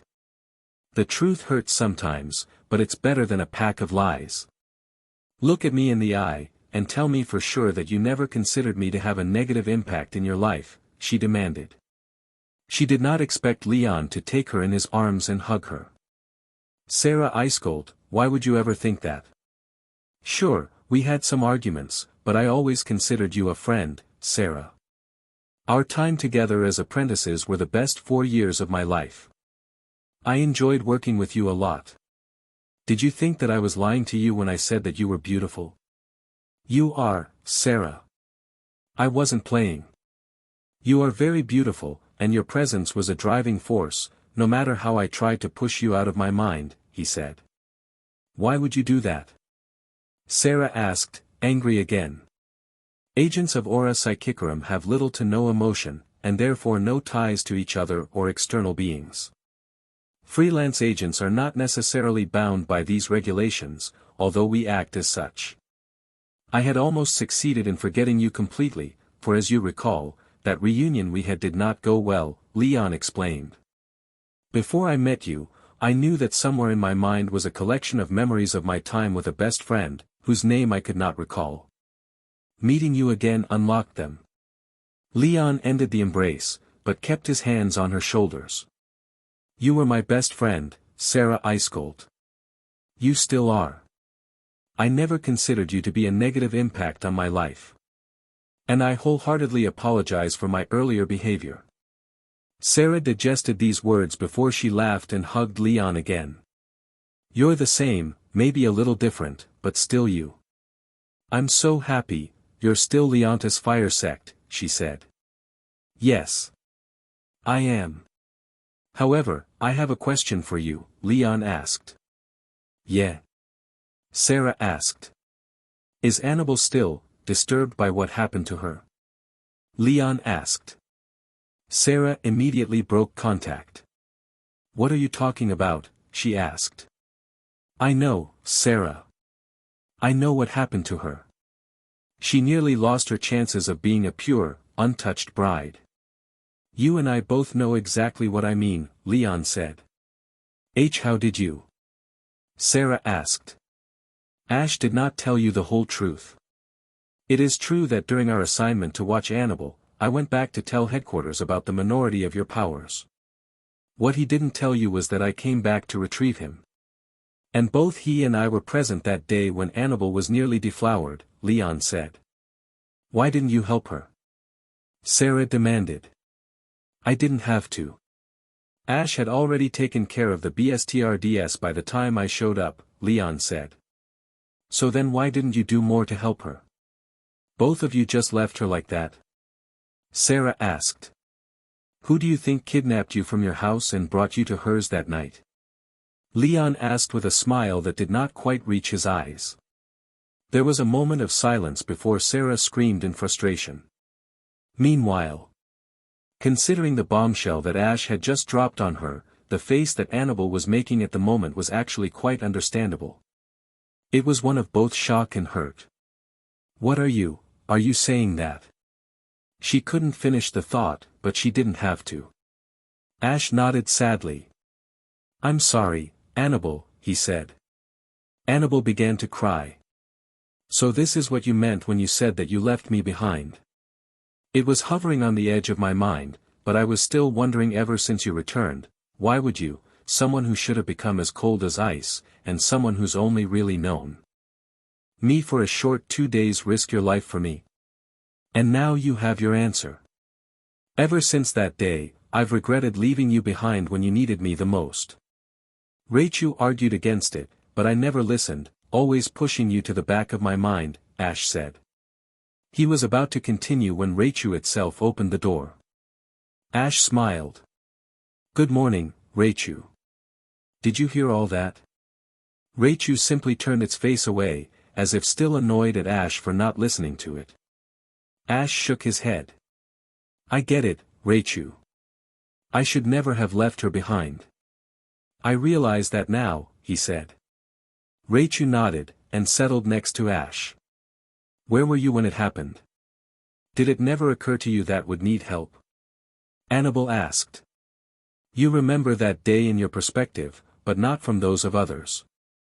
You never knew, Annabelle. Haven't you ever wondered how you ended up in your room? Ash asked.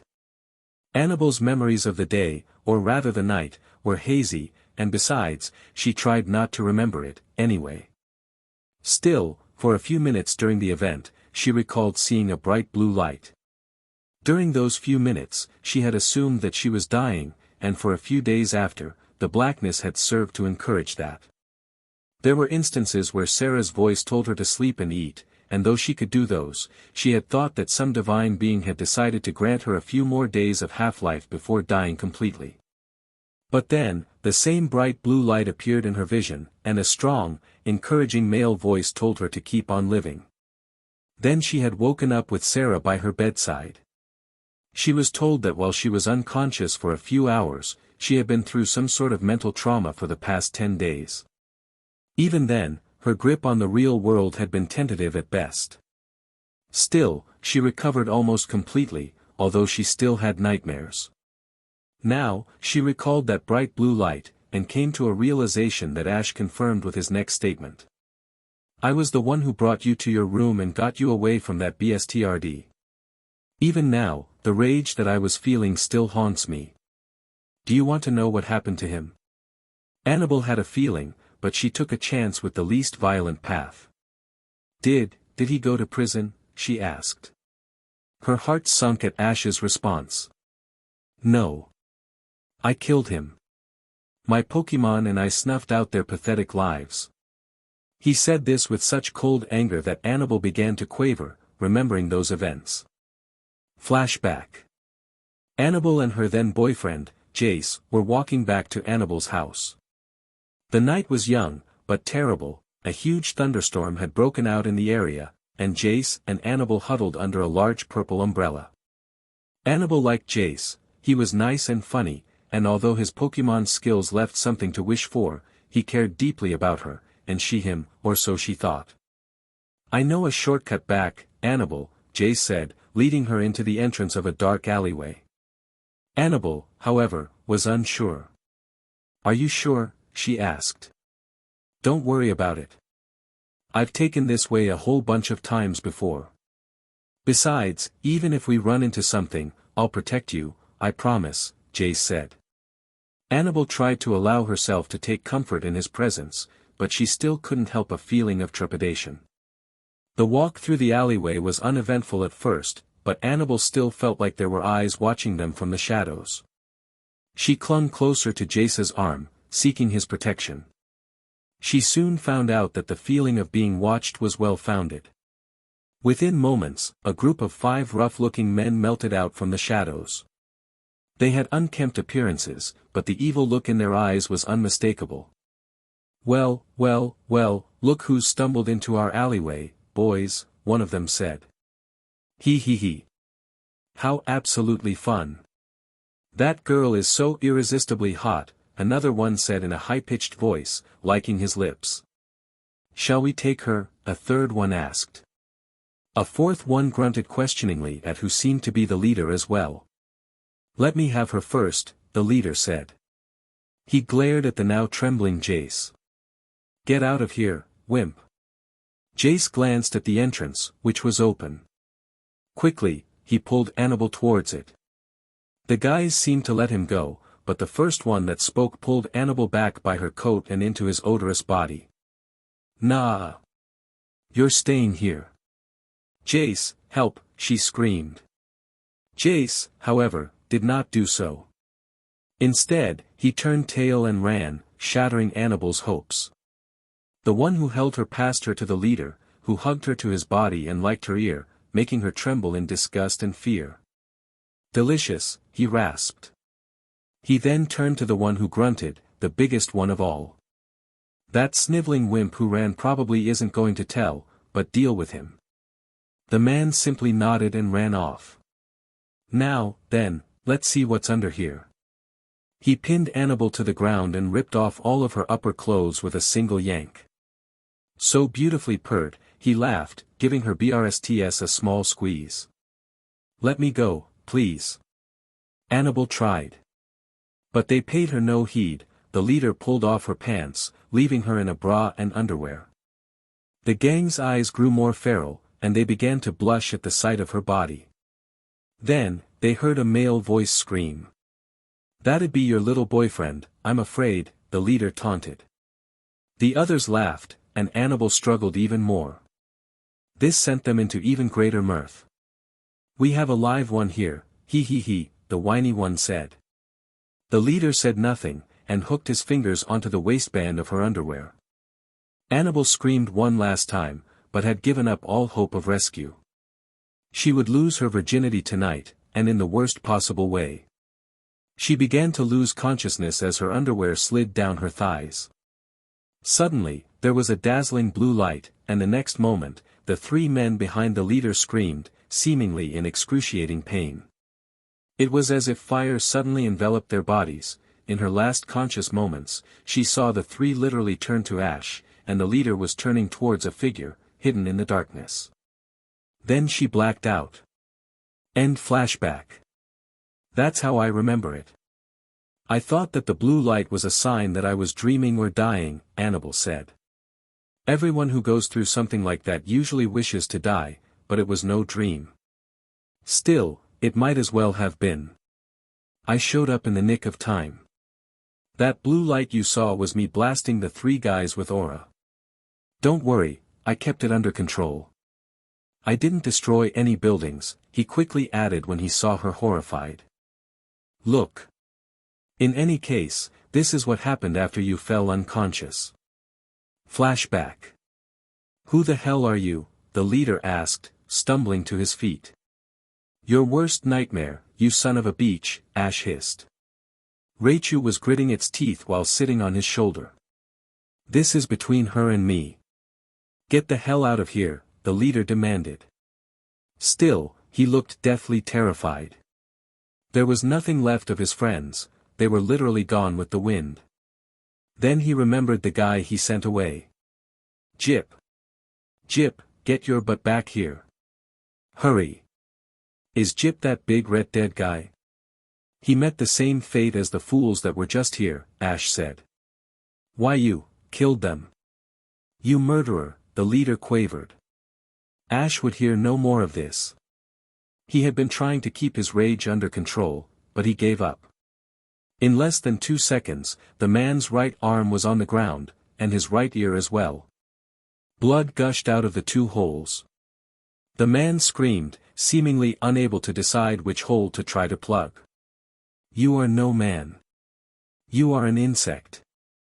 Not a bug Pokemon, but an insect. I suggest that you try to run, Ash said.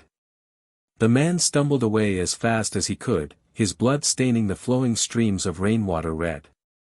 Just as he thought that he would get away, he was met with 3 other figures, all of them bathed in shadow. One looked like a giant lizard, another looked like a soldier of some sort, and the third looked like a bipedal crocodile with fins. They all had cold, hard looks in their eyes, and the glow of their weapons shined even in the dark. You should never listen to the advice your murderer gives you. It only gets you killed, Ash said. Raichu jumped down from Ash's shoulder, its tail already prepared to lash with Iron Tail. Now, how do you wish to die? 1,000 lashes with Raichu's Iron Tail. Getting all your limbs hacked off by Sceptile or Galate before they finally cut your head off. Your throat crushed by Feraligatr after a slow suffocation. Burnt to a crisp by my Charizard or frozen to the bone by my Glalie. No, no, no. The man gasped, realizing he was trapped. The blood flowed freely now, but he felt no pain in the face of his fear. And how many times have you heard those very words? Forget it. There's only one way for you to die rightfully, Ash said, before returning all his Pokemon to their Pokeball. The man had no time to sigh in relief. Ash lifted him up by the throat and slammed him against the wall. Unfortunately for the man, he did not lose consciousness, although he came close to. A few minutes later, he would find that losing consciousness would have been the best thing to happen to him that night. With what Ash had in store for him, he would curse his bad luck to have the mood for crime on him tonight. This won't take long, Annabelle needs help. Still, you will die slowly. Ash created a sharp, claw-like extension of one of his right index fingernail out of aura. He plunged it into the man's left arm, and when he pulled it out, blood flowed out again, but the claw was gone. Ash let him fall to the ground and walked back to where Annabelle was. Enjoy your pain. That was the last thing the man heard before a small stinging pain began to erupt throughout his entire body. He tried to scratch, but the pain simply got worse and worse until it was entirely unbearable. By the end of the minute, the man was writhing in agony on the ground, screaming and screaming until his throat was raw. His screams got more high-pitched as he turned from relief to terror once more. Ash paid this no mind, blocking the screams from his ears. Instead, he knelt down beside Annabelle, who was still conscious, but quavering. She shrank away from his touch, whimpering. Annabelle, he asked, getting worried. Get away, please help, get away from me. She quavered. Ash gasped.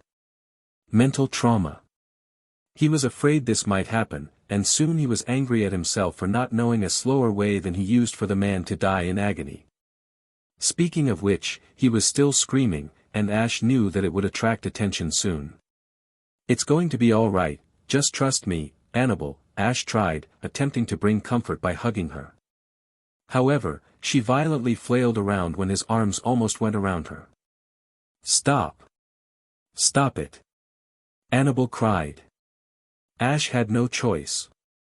He touched a glowing blue finger to her forehead and released some of his energy around it. It bathed her entire forehead, and she began to calm down. SSSH, just sleep right now, Annabelle. It's going to be all right. I promise. Just believe in me, all right? Ash soothed. Annabelle finally closed her eyes as Ash wrapped his coat around her body and lifted her. She seemed to weakly clutch at his front, even she was unconscious. Ash carried her towards the entrance, where the man, who had screamed himself raw, was lying. A blue fire was burning his body despite the rain, and through the fire's glow, a vaguely humanoid black husk of a man was all that was left. Help, please. The husk whispered, feebly reaching out with what looked like a hand at Ash. However, neither the boy nor the rodent paid him any attention, walking by without a glance. The husk opened his mouth in a silent scream before finally dying, fading into ash. As Ash carried Annabelle into view of the street, a loud whistle was heard from above. "I thought that you had left," Ash said, not looking up, although he stopped. "Aura Psychicarum is getting impatient." "I was sent to bring you back," Leon said. He swung down from the rooftop, landing right next to Ash. "I never expected you to kill him like that." "I'm quite surprised," injecting a small volume of aura particles that multiplied exponentially within the victim's body, and then detonating them when they spread throughout, slowly burning the victim's heart, lungs, stomach, veins, everything, until the body itself is little more than a husk. "You certainly are a lot more brutal than I realized." "Your reputation does you justice, at least," Leon said. "I have to help her." "I hate to leave her like this," Ash said. "I'll notify her friend and bring her to the girl's house. Of course, I'll do it by kidnapping her from her house. After that, we'll take our leave." "I'll give you about 20 minutes, Leon said, before running off. Ash ran in the opposite direction. Annabelle's house was not all that far away if he went at top speed. He would make it there in 5 minutes. As he entered Annabelle's front door by picking the lock, he thought about when he had seen her last. He was just a kid back then. Now, even though he didn't like it, he had to leave her like this. Still, he might as well leave a note. He was in a lot of trouble as it was, anyway. However, he left only 3 words on a small slip of paper that Annabelle would eventually find during her hour of awakening. "I'm sorry. A.N.K," the note read. End flashback. "It was you," Annabelle whispered. "I really was sorry, Annabelle. Ever since then, I pushed myself to get more powerful, in an attempt to forget my regret. However, it has always been there. It was part of the reason why I chose to go freelance. Don't you see? I took this job because I wanted to be there when you need it again. I failed once. I will not fail again," Ash said. "Why didn't you try? Was Aura Psychicarum that powerful? Were you so afraid of it back then?" Annabelle asked. "Believe it or not, it's even stronger now. But so am I, and with strength comes confidence. I promise you, I won't fail this time," Ash said. Annabelle was overcome with emotion.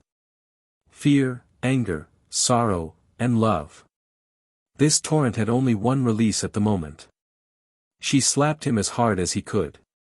Ash's face whipped to the side, and he turned back, his face ashen, when Annabelle simply broke down into his arms. "You dummy, I never once put the blame on you ever since you told me just now. It wasn't your fault, it was mine," she sobbed. "It wasn't yours, Annabelle.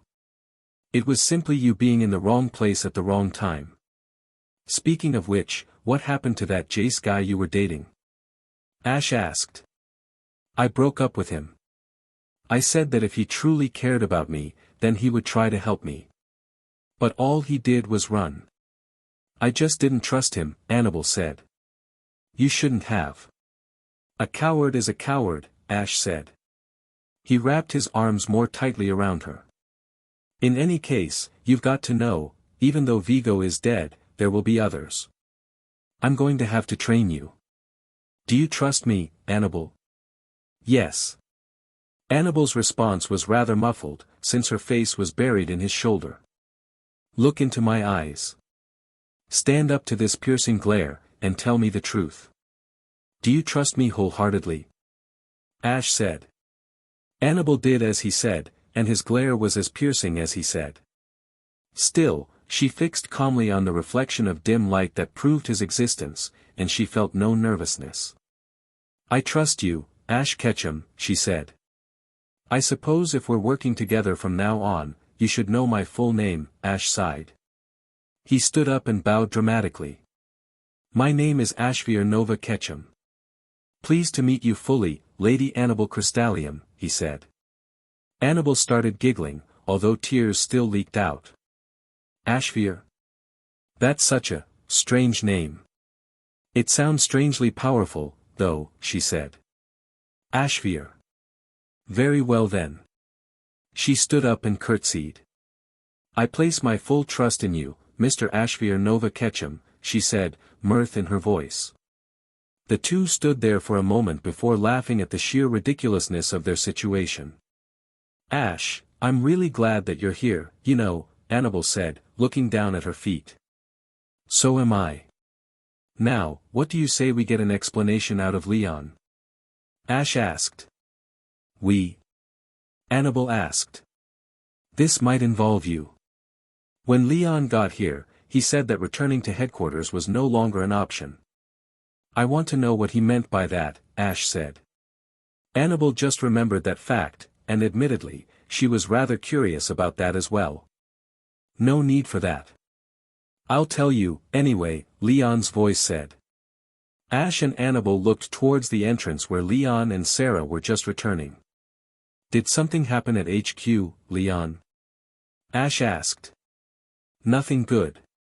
It turns out that the job sent from above was a lie. Protecting them was just a cover for the real job," Leon said.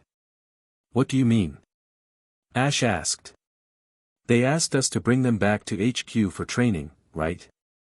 Ash nodded. "I was wondering about that, so I asked them.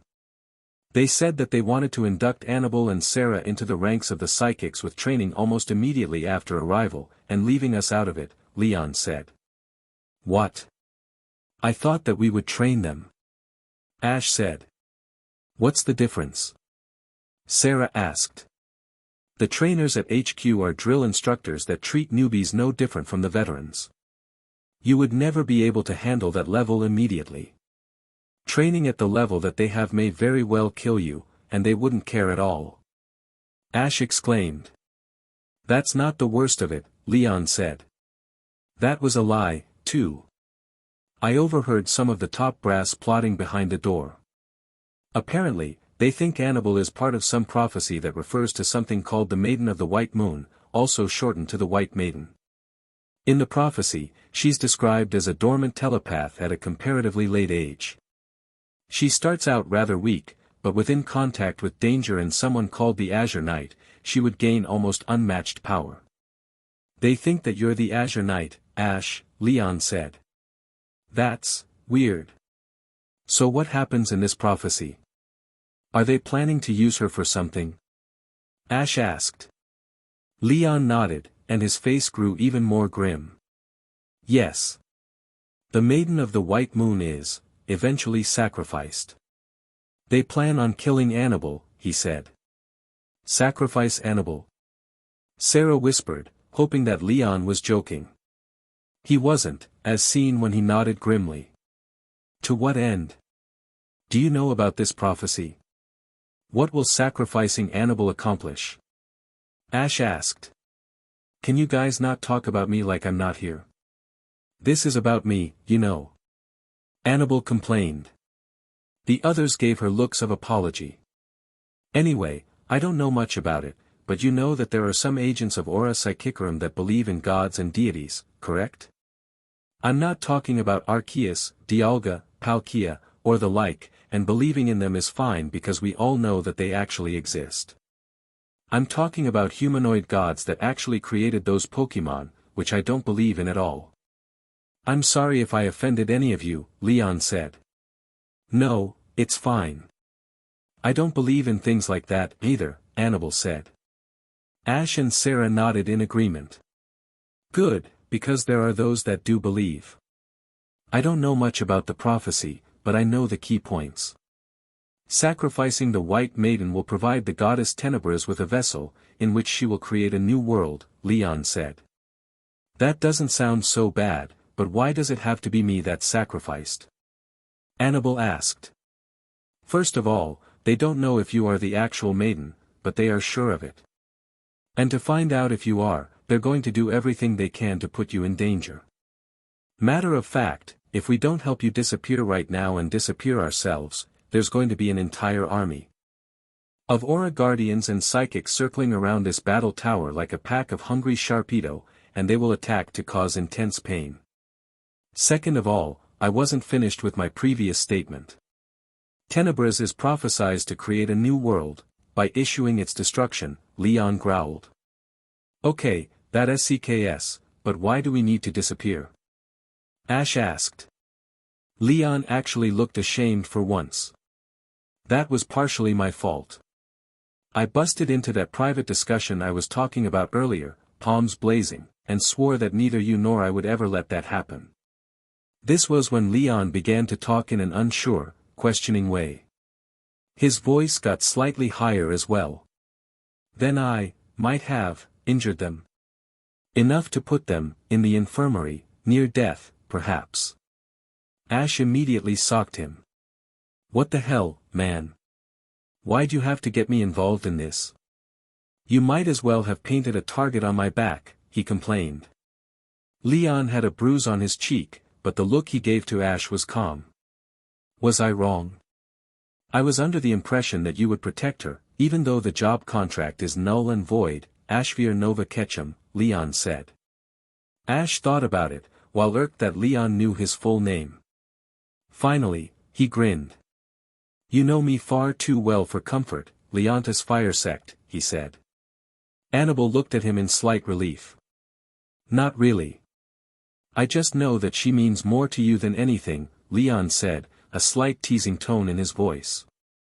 Ash and Annabelle both blushed profusely, and all others noticed this, but did not tease any further, partially because of goodwill, and partially because Ash's and Leon's Pokémon shuffled one by one into the room, looking much better than they had just last night. That's right, last night. It was dawn now, and the first hints of light had begun to filter through, although, since it was a cloudy day, the light wasn't all that bright.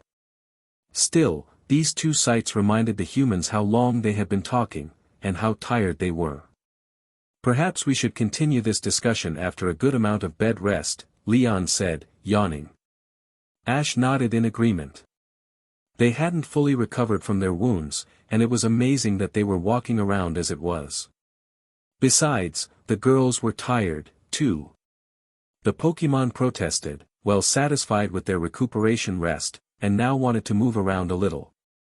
Annabelle and Sarah released their Pokémon on Annabelle's word. The telepath had immediately read the Guardian's Pokémon's thoughts, and felt that both hers and Sarah's Pokémon could use some release. Take Ash and Leon's Pokémon to the garden. Relax a little, Annabelle thought to her Pokémon as she and Sarah led Ash and Leon to their bedrooms. Annabelle's Espion nodded and took the lead, to Raichu's slight annoyance. It was usually the leader. Still, it got the rest of the Guardian's Pokémon to follow Espion's lead.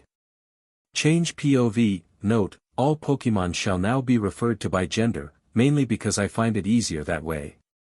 And here we are, Espion mewed, after leading the large party down to the garden. Actually, it was more like a forest. The Battle Frontier's large budget covered for most of the facilities to have their own training areas.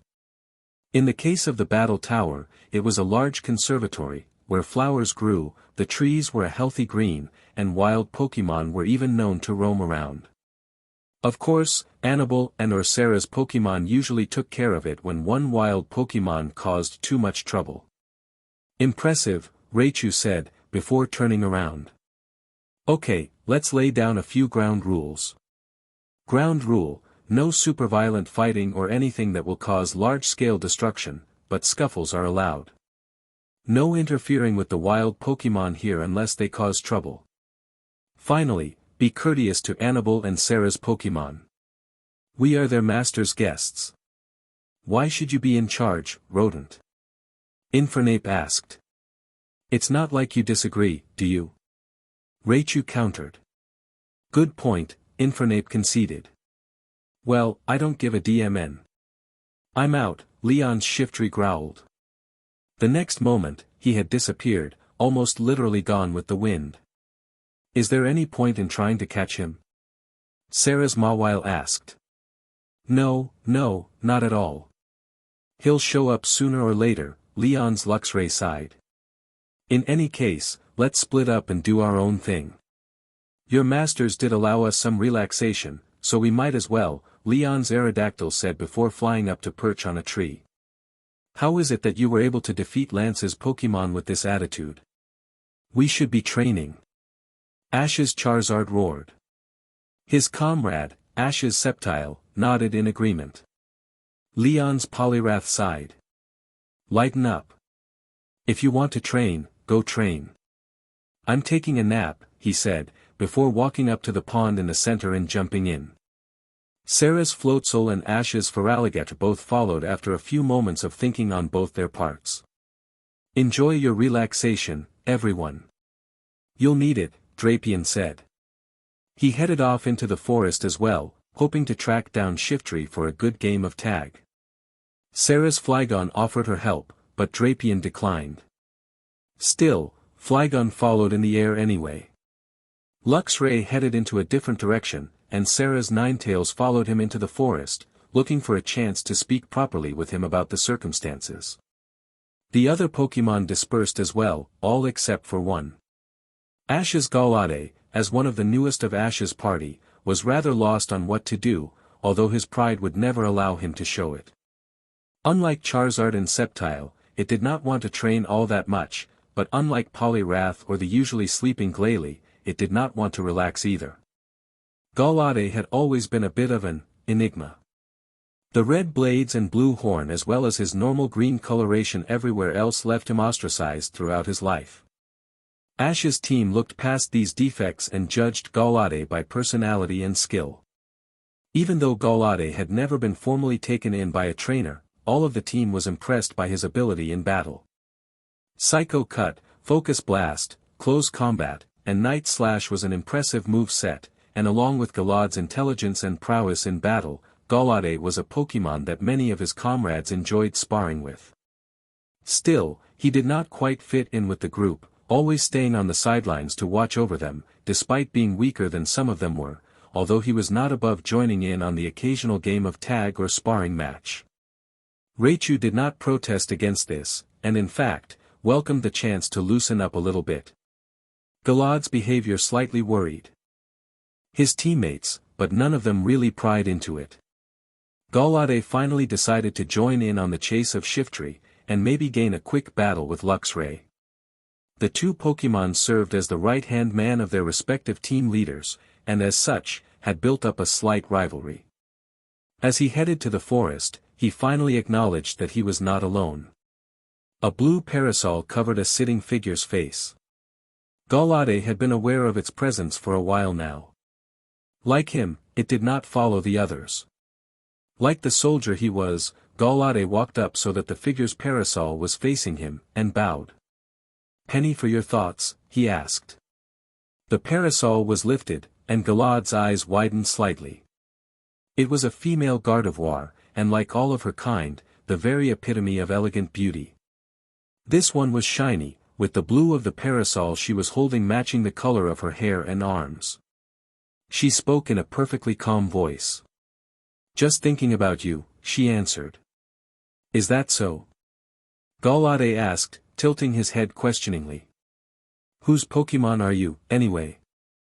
"I battle under Lady Annabel Crystallium, Sir Gallade," she said, getting up and closing her parasol. She began to walk away, but then stopped and turned after a few steps. "Walk with me."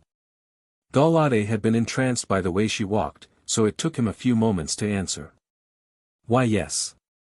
Of course," he replied, offering her his arm. She accepted it gratefully, and while both of them were aware that Gallade did not know his way around the garden, Gardevoir still let him lead her. Besides, they were in no hurry. Their trainers were sleeping. "I heard everything from inside my Pokeball." Is the situation truly so bad? Gardevoir asked. Truthfully, I have no idea. I was still unconscious. You probably know more about it than I do. Little Raichu should be able to elaborate more on the subject, Galate said. Little Raichu? Gardevoir asked, raising an eyebrow. Apologies. We in Master Ash's team tend to tease Raichu a bit by calling him Little Raichu. It doesn't seem to bother him, and besides, he always gets us back by defeating us in battle. That small stature makes him very difficult to catch, even from the air. Charizard can attest to that, Galate explained, chuckling. Gardevoir smiled. Their walk was interrupted by Drapion bursting out of the bushes, panting. Accursed, Shiftry. He said. Hello, Drapion. From the looks of things, Shiftry is quite elusive, isn't he? Galate greeted. He's sure eluding us. We've got Charizard, Luxray, Sceptile, and Flygon looking for him, not to mention me. He's still getting away. Hey, why don't you try looking for him? Drapion fumed. First of all, Shiftry is a dark type, so I can't sense him all that well. Second, I really don't feel like leaping through the trees. Third, even if I did, do you not see whom I have with me? Galate asked. Drapion finally noticed Gardevoir clinging to Galade's arm. Immediately, he went through a rather interesting personality change, even going so far as to bow. Sorry, you too. Enjoy your walk. But if you find Shiftry, tell him that the others are looking for him, he said, before immersing back into the foliage. It is strange, though, Galate commented. What? Gardevoir asked. Drapion is Leon's fastest Pokémon. If even he has trouble catching Shiftry, perhaps I should have joined in. He looked at her. No, I could not leave you. It would be discourteous, he said. Shall we continue? Gardevoir leaned more closely into him, making him blush. I believe that this may be the start of a beautiful friendship. We should get to know each other better, since we are going to be working together in the future, she said. Galate grunted, but did not complain. Meanwhile. Any luck? Drapion asked Flygon. She shook her head. Blast. You know, I expected you to know him a bit better, since you are both dark types, Flygon pointed out. Shiftry can find hiding places much better than I can, especially in a place like this. He's the Lord of the Jungle. The one who has the most chance of finding him is Sceptile, the so-called king of the forest. Come to think of it, why are we doing this? Drapion asked. That's what I was wondering. Now sit down and please allow me to talk with you in a civilized manner, Flygon ordered. Drapion gave her a defiant look, but the red-eyed glare she gave him ensured that the scorpion allowed her to speak at the very least, although he refused to sit. Flygon sighed, knowing that was the most that she would get out of him. There was an awkward silence before Drapion broke it. So, how have things been on your end? He asked. Fine, I suppose. I have gotten much stronger than I used to be, Flygon replied. The truth was, although they both were part of Averil's team, and then fought alongside each other, the master did not allow them to interact often, so the two Pokémon may as well have been talking to complete strangers with the way they were acting. The last time I saw you, you were nothing but a little Trapinch, Drapion said. Like you're one to talk. You were quite small for your size, even for a Skorupi, Flygon said. And now look at me, Drapion said, drawing himself up to his full height. Although he was just below Flygon's eye level, he was still larger than most Drapion. Yes, I suppose that you have grown, but size isn't everything, Flygon said. You have no idea how much stronger I've gotten, Drapion growled. To what end? Flygon asked. Drapion looked at her. Why do you want so much power, Drapion? Leon isn't top class or a guardian. He needs little protection, Flygon said. It's not about protecting him. Leon wants us to be strong, Flygon. Ever since your trainer disappeared from his life, he's been paranoid about the idea of death. He wants us to be strong not only to help him win battles, but in the event of his death, Arceus forbid, he wants us to be certain enough to survive in the wild for the rest of our lives, Drapion said. And if you get captured again? Flygon asked. I don't know about the others, but I will never be another person's Pokemon. Leon and Avril are my only trainers, and they always will be. If I am ever released, I will not fall captured by another trainer, Drapion growled. Not even for Sarah, Annabelle, or Ash? Flygon asked. Maybe them, and no one else, Drapion amended. I see. You are proud of your trainer, aren't you? Flygon asked. I'm proud to be his Pokemon. He's brought me to a point that most Drapion cannot even hope to reach. We are lords over the desert, considered powerful even in the wild. As Leon's Pokemon, I am his assassin, one of the few Pokemon who can unleash a critical hit to its maximum potential. I love this existence, Drapion explained, looking at Flygon pointedly. You feel the same way, don't you? What do you mean? Flygon asked. Look at yourself. I might be a lord of the desert, but you're a queen, Flygon. Sarah's turned you into one of the greatest specimens of the desert spirit I've ever seen, even though I haven't seen many of them, Drapion said. How do you mean? Flygon asked. Drapion crawled up to her, laying a surprisingly gentle claw on her body. Flygon flinched and nearly blasted him with a supersonic, but the gentle look in his eyes stopped her. Drapion began stroking her body. These scales are finely polished, and they shine with luster. This finely developed body feels so powerful.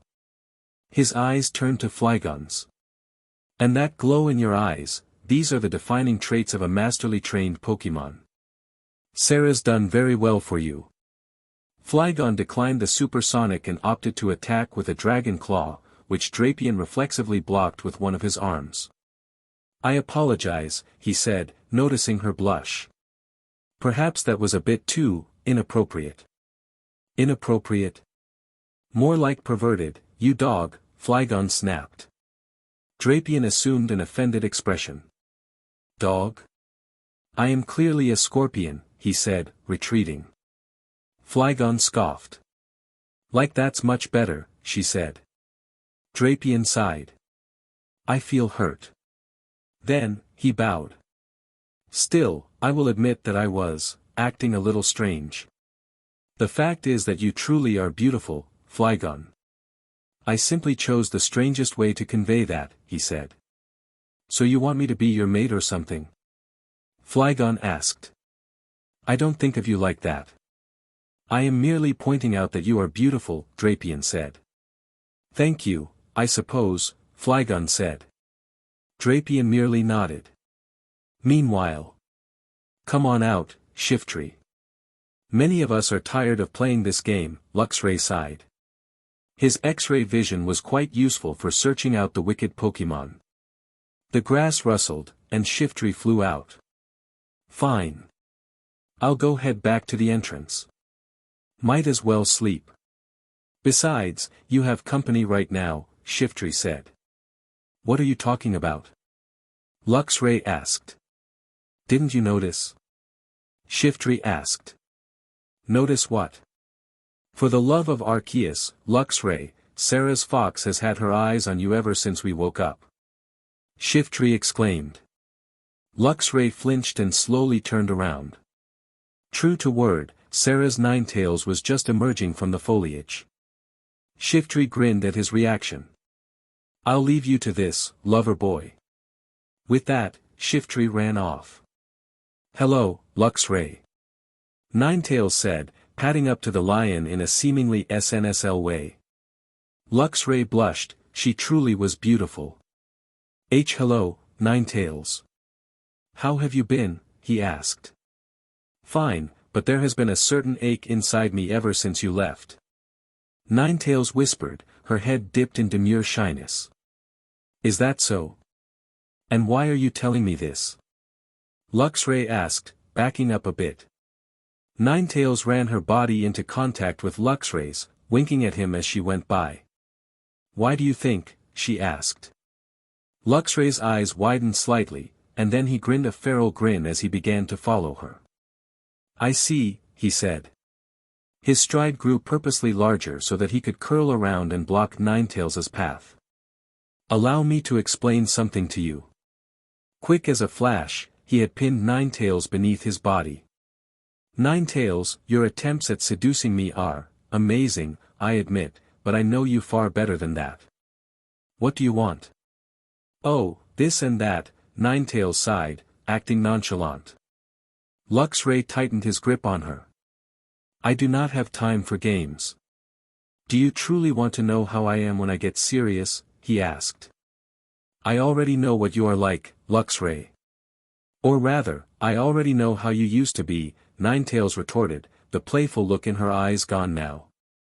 "Is that what it's about? How I used to be? Or rather, how you and I used to be?" Luxray asked. "Yes. I'm scared of what you might have become, Luxray. I haven't seen you in years. Are you still the same male whom I pined after?" Ninetails asked. "Are you the same female whom I looked at from afar?" Luxray asked. "Perhaps," Ninetails said. Luxray sighed. "I admit, my sensible side is telling me to doubt you, but the better part of me is telling me to ravage you where you lay beneath my paws." Luxray rasped in a husky whisper. Ninetails blushed and turned away. "However, I will not do either of those." "Do you not find me attractive?" Ninetails asked. "I have found you ravishing ever since I woke up, and my desires around you are running rampant. However, I must curb them. We are in a situation in which such feelings will merely be a distraction, if not a danger. Do you understand?" Luxray asked. "Are you rejecting me, Luxray?" Ninetails asked. "For now, yes. I must ask you to wait for me. I do not want you to be involved in this, but Lady Sarah is headstrong. However, Master Leon is too much for her to pass up, so you will inevitably be involved. Can I trust you to survive until all danger has passed?" Luxray asked. "If I wait for you, will you wait for me?" Ninetails asked. "It goes without saying or question, but yes, without a doubt," Luxray said, letting her up. "I see. I will wait for you, then, until the day you come to me," Ninetails said.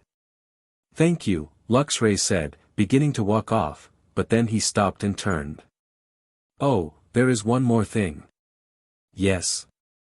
Ninetails asked. Luxray pounced on her and pinned her to the ground again before moving his muzzle into hers in a passionate kiss. Ninetails' eyes widened in shock before desperately wrapping her legs around him, for years of restrained need bursting out in that moment. Luxray raised his muzzle and grinned feral once more. "Just a little something to keep you excited. You should know by now that when it comes to awakening desire, I will always have an advantage over you," he purred. Ninetails blushed profusely. "Luxray, I know that if you don't stop right now, I won't be able to stop myself, so I'll give you an option. Will you please get off and just walk with me?" "All I want is to spend some time with you," she said, loosening her grip. Luxray let her up again and bowed. "My pleasure," he said. As she got up, he raked his tongue over her cheek, and she did the same. Also, although Luxray opted to keep their relationship away for now, they still kept their tails entwined when they went for their walk.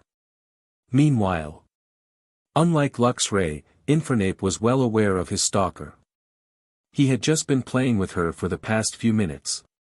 The fact that they were both Pokémon accustomed to a forest environment made the game all the more fun. Still, Infernape felt like ending the game. The fire monkey leapt into the trees, doubling back in an attempt to shake his pursuer. It worked. When his quarry entered, she looked around in confusion. Infernape surprised her by leaping onto her back and pinning her down. Still, she was able to get him back by wrapping her legs around his waist and rolling over, pinning him down.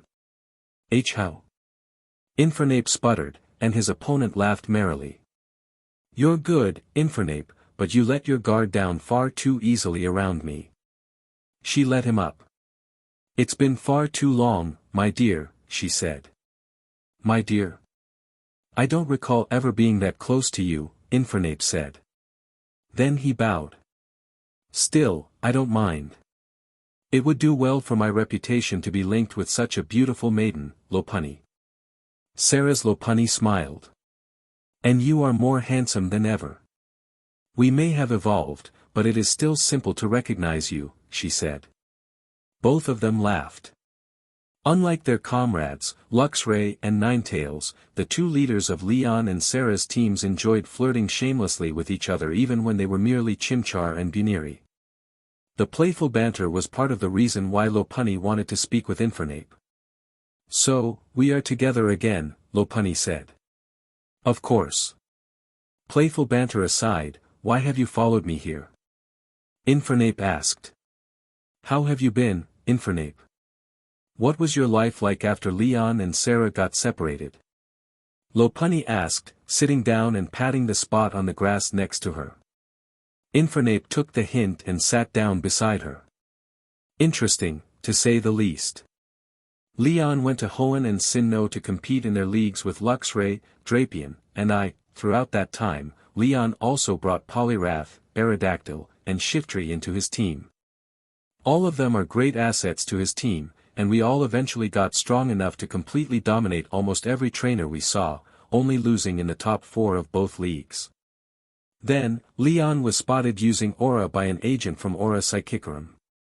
Although the mention of psychics in organization brought up bad memories, he decided to join. It would be a good place to hone his skills and our own, Infernape said. Then what happened? Lopunny asked, sounding somewhat like a little girl. Well, at first, it looked like we had bitten off more than we could chew. Most of the agents at the organization were stronger than Leon in energy, and despite our best efforts, we hardly ever won a battle. However, that only lasted a few weeks. After that, we finally adapted to the air inside the building, Infernape said. The air? What did that have to do with anything? Lopunny asked. The very air in the building was affected by the energy of the agents themselves. It's part of the reason why the headquarters is nearly impossible to destroy. However, most Pokémon with increased exposure to beings like Leon and even your master, Sarah, get used to it far more quickly than normal. Leon eventually got himself used to it, and we began to fight at levels that completely surprised our peers. We rose in the ranks, until we finally got high enough to act on our own. We had been winning against opponents that we had only recently been losing badly against, and the higher-ups offered us a chance. They would pit us against another person of our level. Whoever won the battle could go freelance with lenient restraints.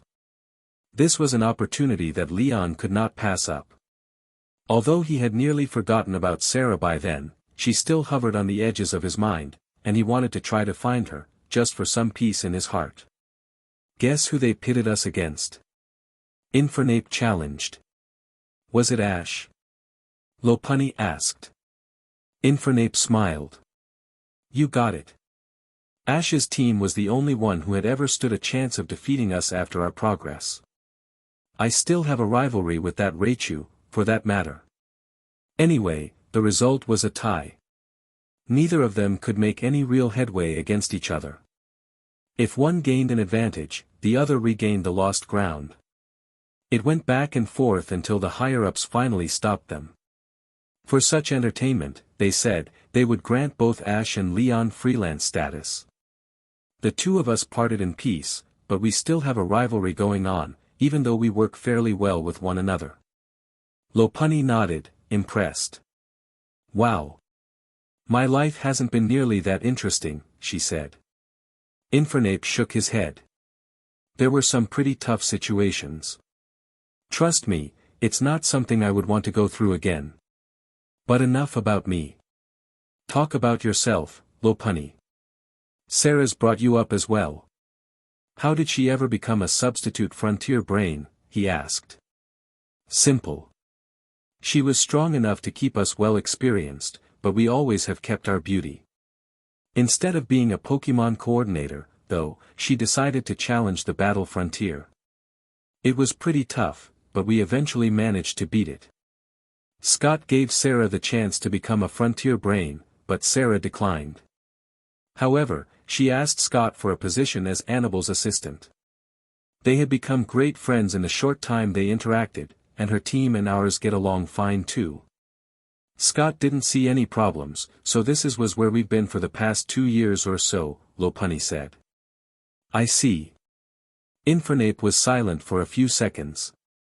Well, then would you like to test your strength against mine? He asked. You want to spar? Lopunny asked. Nothing serious, of course. I won't use anything but martial arts. I trust that you will keep your special attacks barred as well, Infernape said. My fighting style relies on physical attacks, Infernape. I do have a special attack up my sleeve, but it won't work on you, Lopunny said, before one of her ears swung towards Infernape in a dizzy punch. Infernape took the full brunt of the blow, and the power behind was enough to send him flying. However, the monkey easily recovered, landing back on his feet and revealing that the punch only left a small bruise. What was that for? Infernape demanded. Lopunny curtsied. That was my acceptance of your challenge, dear, she teased. Infernape grinned. Oh, it's on now, he said. He raced forward, ready to start up a session with close combat. However, Lopunny countered with dizzy punch, with both of her ears reacting reflexively to each of Infernape's punches and kicks. Finally, Infernape managed to send her flying with a kick to the midsection, and this time Lopunny was sent flying. Infernape moved in for the final punch. Unexpectedly to him, however, Lopunny recovered almost as easily as he did when he was sent flying, and when she landed on her feet, she immediately leapt high into the air while Infernape hit nothing but ground. A moment later, Lopunny landed several aerial kicks to Infernape's face in rapid succession. Infernape was taken aback, literally. You're good, Infernape said, wiping his mouth. Lopunny landed like a fairy and smiled. It has to be expected. It would be an insult to hold back against you, she said. She leapt forward, rapidly hurling spin kicks at Infernape. Infernape had little chance to maneuver inside and attack, her kicks were too fast for that. Her kicks were beginning to take their toll, his arms were getting tired from blocking. Infernape leapt back to avoid a kick before ducking and landing a solid punch on Lopunny's stomach. As she fell back, he flew forward, pinning her down to ensure that she couldn't recover. Well, this is quite the interesting position we're in, Lopunny mused. Infernape assumed a mocking expression. I smiled as I pinned the lovely girl under my body. What would this relationship advance to? I had no idea, but I very much enjoyed the feeling of her under me, he said in an old-fashioned detective movie voice. Lopunny laughed. Shut up, she said, smacking him lightly. Meanwhile, Raichu could feel the power that he put into his tail as he lashed the air with Iron Tail. At its full strength, one could even feel a harsh breeze coming from each lash. You should really hold back, unless you want to destroy something. Raichu turned to see a purple cat striding towards him.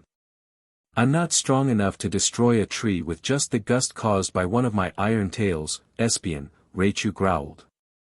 Espion pet her head. Strange. For a moment there, you seemed to act like you were, she said.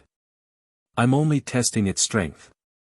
I have no idea whether or not it's strong enough for what lies ahead, Raichu said. Is it as strong as you can make it? Espion asked. What's that supposed to mean? Raichu asked. If it's as strong as you can make it, then as you grow, your power will grow.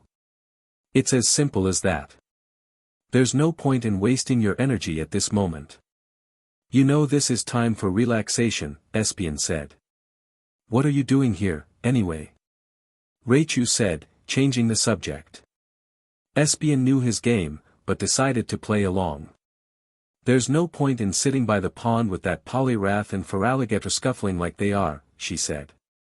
Yes, they do have a bit of a rivalry, Raichu said. Floatzel has her paws full trying to stop them. I went off hoping someone would help her, Espion said. Raichu sighed. I suppose I'll try to talk some sense into them. Espion looked at him gratefully, and the two were about to walk off when there was a tremendous crashing noise from outside. What was that? Espion asked. Probably Charizard getting too rough, Raichu said nonchalantly. Still, he raced out of the garden, Espion following hot on his heels. They were outside just after the other Pokémon. A man crouched in the middle of a dust cloud, but when he looked up, the face was all too familiar to some, despite the fact that half of it was severely burned. It can't be. Lopunny breathed. Her fears were confirmed after Ash, Annabelle, Leon, and Sarah raced out from the battle tower. Change to human POV. No way, it can't be. Sarah breathed. What? Who is that? What happened? Ash asked, his eyes still rather groggy from his short nap. It does make sense. If we survived, then it was possible that he did as well, Sarah, Leon growled, his hand beginning to spark with green energy. Annabelle's eyes widened. That mind, it's just like Vigo's. Ash immediately got what Leon meant, and was suddenly alert. Wait, you mean that's... Correct, little ones. The voice was surprisingly level for someone with a mind like Vigo's. The man's gaze slid from the Pokémon to the humans. It has been far too long, hasn't it? Leon formed his long, green aura spear. Stay back, everyone. He's mine, he said. Sarah gripped his arm. I've got your back, she declared. Leon pulled his arm free. I will not allow you to put yourself in danger again, Sarah. Just leave, he said. You should let her fight, Leon. The man tipped his head and released his arms from his cape, his hands blazing with purple energy. Who knows what will happen if you don't? I can take care of myself, Leon. I will not leave you a second time. I won't run, not anymore, Sarah said, gripping his arm again, more tightly this time. Leon looked into her eyes, seeing strength and conviction, before running a hand through her head. Promise me you'll do whatever you can to keep yourself alive, he said. I'll do better than that. Sarah began to glow with pink energy, and she lifted both her hands to the level of her waist, palms up. She began to levitate as well, smiling as several large rocks and branches began to float around her in a circle. I'll keep both of us alive, she said. Leon smiled before looking back at Ash and Annabelle. Stay out of this and protect Annabelle, Ash, he said. Ash nodded. No problem. I'll join in if things get too rough, all right, he asked. Leon turned away. You won't need to. I plan on killing him here and now, once and for all, he growled. His opponent had finished preparation, the all too familiar purple fists acted.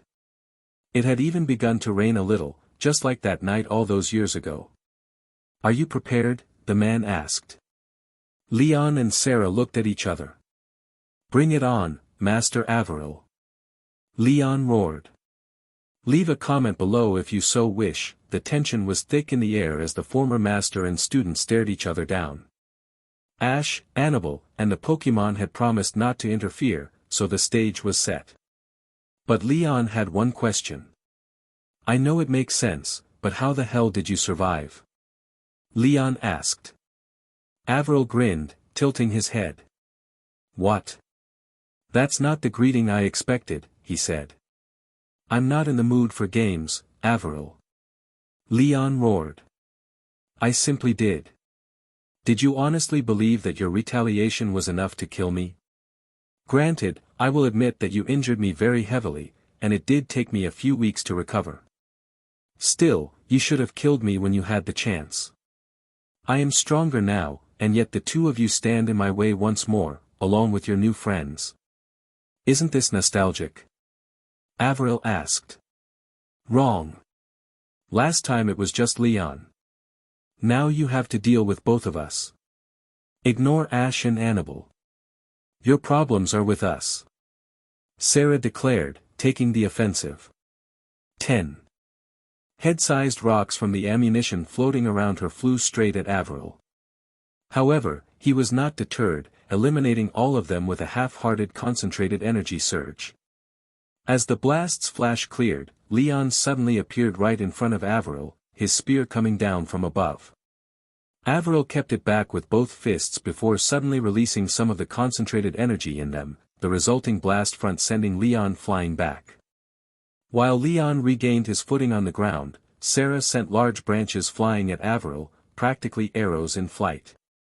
Again, Avril was not deterred, this time beating the branches aside as he rushed at Sarah. There was an instant when time seemed to slow down for the combatants as Avril's left fist was on the path to collision with Sarah's face. That slow reverie was broken when Leon hurled a green aura sphere at Avril, one that made contact just before Avril's fist did. Avril was blown back, sliding across the ground in his back, while Leon moved next to Sarah. A direct hit, Annabelle commented. Ash gave her a look. An aura sphere like that won't even come close to beating him, you know, he said. Annabelle gave him a withering look. I'm not that naive, Ash, she retorted. I never said you were, so don't act like it, Ash answered. They were right. Avril didn't even have any visible wounds where the attack hit him. He was done playing now. With a roar, he threw 6 pokeball into the air, which opened to reveal a Sizer, a Weevil, a Crobat, a Dusknoir, a Mag Cargo, and an Electrode. So we're doing it that way, huh? Leon asked as the 6 Pokemon charged him. Before he commanded a counterattack, though, Infernape, Luxray, Drapion, Flygon, Ninetales, and Lopunny moved, facing their first master's new Pokemon. So, my old peons stand in my way. Do as you wish, Avril said. It was just like the fight against Vigo. Each Pokemon chose an opponent, and they began to fight to the fainting. Infernape and Dusknoir started a fistfight, but with Dusknoir's defensive abilities, even Infernape had trouble breaking through. Dusknoir even took a flamethrower to the face without flinching. Still, there were others to help, as Infernape soon found out. As Dusknoir moved in with a shadow punch, Poliwrath blasted it with Surf. The two fighting types of Leon's team were steadfast allies, and though they did have some slight rivalry, both of them knew how to combine their techniques in various combinations. It happened now, in fact. Dusknoir could not stand against the martial arts of Infernape and the sheer power of Poliwrath. It was soon down by a waterfall from the front and a flare blitz from behind. Weevil was faring no better. It had already been having trouble against Drapion. With X-Scissor in its arsenal, Weevil had picked its opponent terribly. To its luck, it spotted the weaker Shiftry, and quickly moved in to attack what it thought would be an easy opponent. Unfortunately, Shiftry had been feigning weakness, and Weevil found itself blown back by a razor wind that almost literally cut like blades. It was down by a poison jab from behind. The two dark types of Leon's team grinned at each other for the victory. Mag Cargo and Luxray were dueling, with the normal fire versus electricity matchup. However, Mag Cargo was clearly at a disadvantage. Luxray was faster, much more mobile, and its electricity was the top-rate kind that, if stored, could power all the homes of Pallet Town for a good few months. Therefore, perhaps it wasn't necessary for Aerodactyl to fly in with a stone edge. Still, Luxray thanked it for the help. Lopunny and Crobat were almost literally fighting in the air. Crobat was very unpleasantly surprised. It knew that it would be no match for Flygon, so it went after Lopunny instead. Unfortunately, it was unaware of Lopunny's acrobatics. The rabbit was well accustomed to fighting almost exclusively in the air. She was capable of leaping to heights well beyond average, and could maneuver herself to deliver painful attacks in the meanwhile, often ending with a calm landing. In battle, she wasn't just fighting, she was dancing. Which was why when Infernape saw her battling Crobat, he was not worried at all. He had no reason to, and even if he did, Togekiss's aerial ace on Crobat silenced them. Unlike Crobat, Scizor was not a pushover. Steel-type Pokemon were tough to beat, and Scizor, being a bug-type, was faster than most of them. If it couldn't outrun its opponents, it would outlast them, with his defenses. This was why Flygon was its opponent. The dragon types were very powerful, and as Drapion said, Flygon was a queen. Still, even her powerful moves could hardly put a dent on Scizor's shell. Even when Floatzel joined in, Scizor was a tough Pokemon to beat. However, both Pokemon were able to use their speed to their advantage. Eventually, Flygon managed to drop Scizor from a good height, allowing Floatzel to ram it with a waterfall. Electrode was the only one left, battling against Ninetales and Roserade. However, the fact that it was the fastest Pokemon around made it a tricky opponent. With its electricity, it was practically an eternally exploding bomb that could activate at will. Still, the electricity that it used to keep opponents at bay was simply used to cause minor damage at best. The only reason that Roserade and Ninetales took damage from attempting physical attacks was because of the power they put behind the attacks, kind of like recoil damage. The two soon realized that the electricity was quite weak compared to true masters of the type like Luxray and Raichu. Therefore, there was no way it could keep out attacks like Overheat and Solar Beam. And there was no way that Electrode could stand after those two attacks. As Leon and Avril clashed with Sarah intermittently firing off projectiles from her arsenal, Avril looked at his fallen Pokemon and frowned. "TCH. How pathetic," he said. "It's not pathetic at all.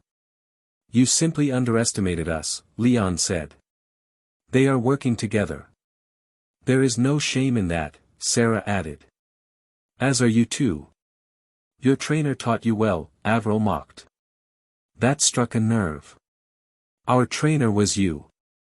Leon roared, his spear striking with more intensity. Still, Avril had a much more convenient weapon for defense. Unlike Leon and Ash, Avril could not drop his weapons, since they were actually gauntlets created from energy. "Very well. I suppose I'll have to go all out." Avril's eyes glowed, and the projectiles floating around Sarah suddenly changed energy colors and flew towards Leon. "Sarah. What's wrong?" Leon asked as he found himself occupied with the new threat. "I've lost control," Sarah exclaimed as the projectiles flew towards her. Quickly, she built up a thick shield of densely condensed dirt in the nick of time. However, the projectiles were merely halted, not fully stopped, so Avril kept the attack up, nearly piercing right through Sarah's makeshift defense. "She's in trouble," Annabelle worried. Ash gritted his teeth, and his palms began to spark. Leon made his move. Having fought off the projectiles, he charged straight at Avril, his spear beginning to glow more radiantly than before. With his spear out, Leon roared as he drove it towards Avril's body. Avril lost focus, and the sticks and rocks that were going into Sarah's shield lost their energy, allowing Sarah a break. Avril was now focused on stopping Leon's attack. Leon's spear had been stopped mere millimeters from Avril's chest by a small, condensed field of energy. However, it was already cracking, even though the spear had only been in contact for a second. "The Malachite Punisher," Ash commented. "What?" Annabelle asked. Leon's nickname back at HQ was the Malachite Punisher, because there was no shield or barrier that could fully stop his charge attack.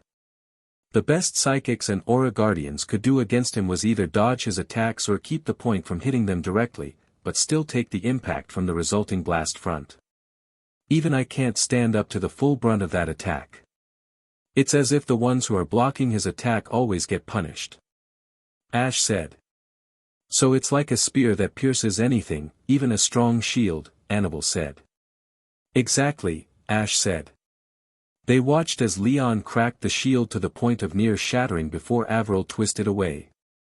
The former master then attacked in earnest. As he came again, Leon moved his spear forward, but Avril ducked with all the fluidity of a martial arts master. The spectators watched in shock as Avril landed multiple punches on Leon's face, stomach, and chest. Leon couldn't seem to react in time with the blows, the speed of Averil's attacks was like a Pokemon's close combat. With a double uppercut, Averil punched Leon into the air before jumping to his height and landing 3 hard kicks in midair, the last of which was a dropkick that sent Leon hurtling into the ground. With a roar, Averil swooped down and landed on Leon with both fists, resulting in a devastating injury. For the first time in a while, Leon screamed in real agony. "Leon!" Sarah screamed. Averil grinned at her as he held up the limp Aura Guardian by the front collar and gathered energy into his other fist.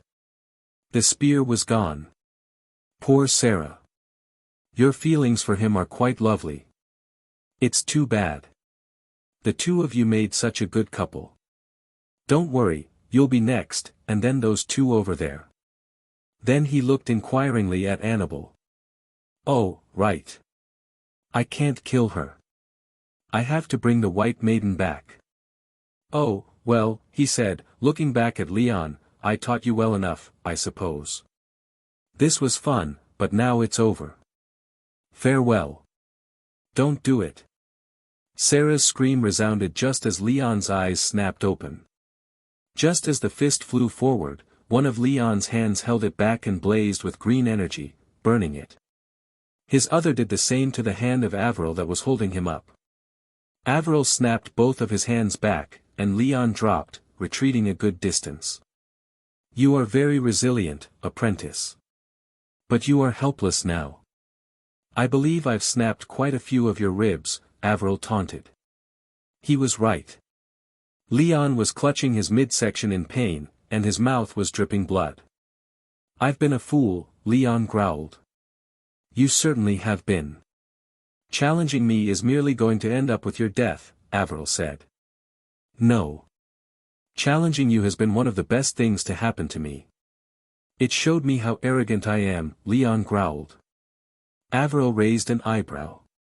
The truth is, the nickname, Malachite Punisher, got to me, and I began to think that it would be a long time before someone could stop me. But now you and Sarah stand before me. You can stop me because you are strong, powerful. Sarah can stop me for other reasons. What is your point? Averil asked.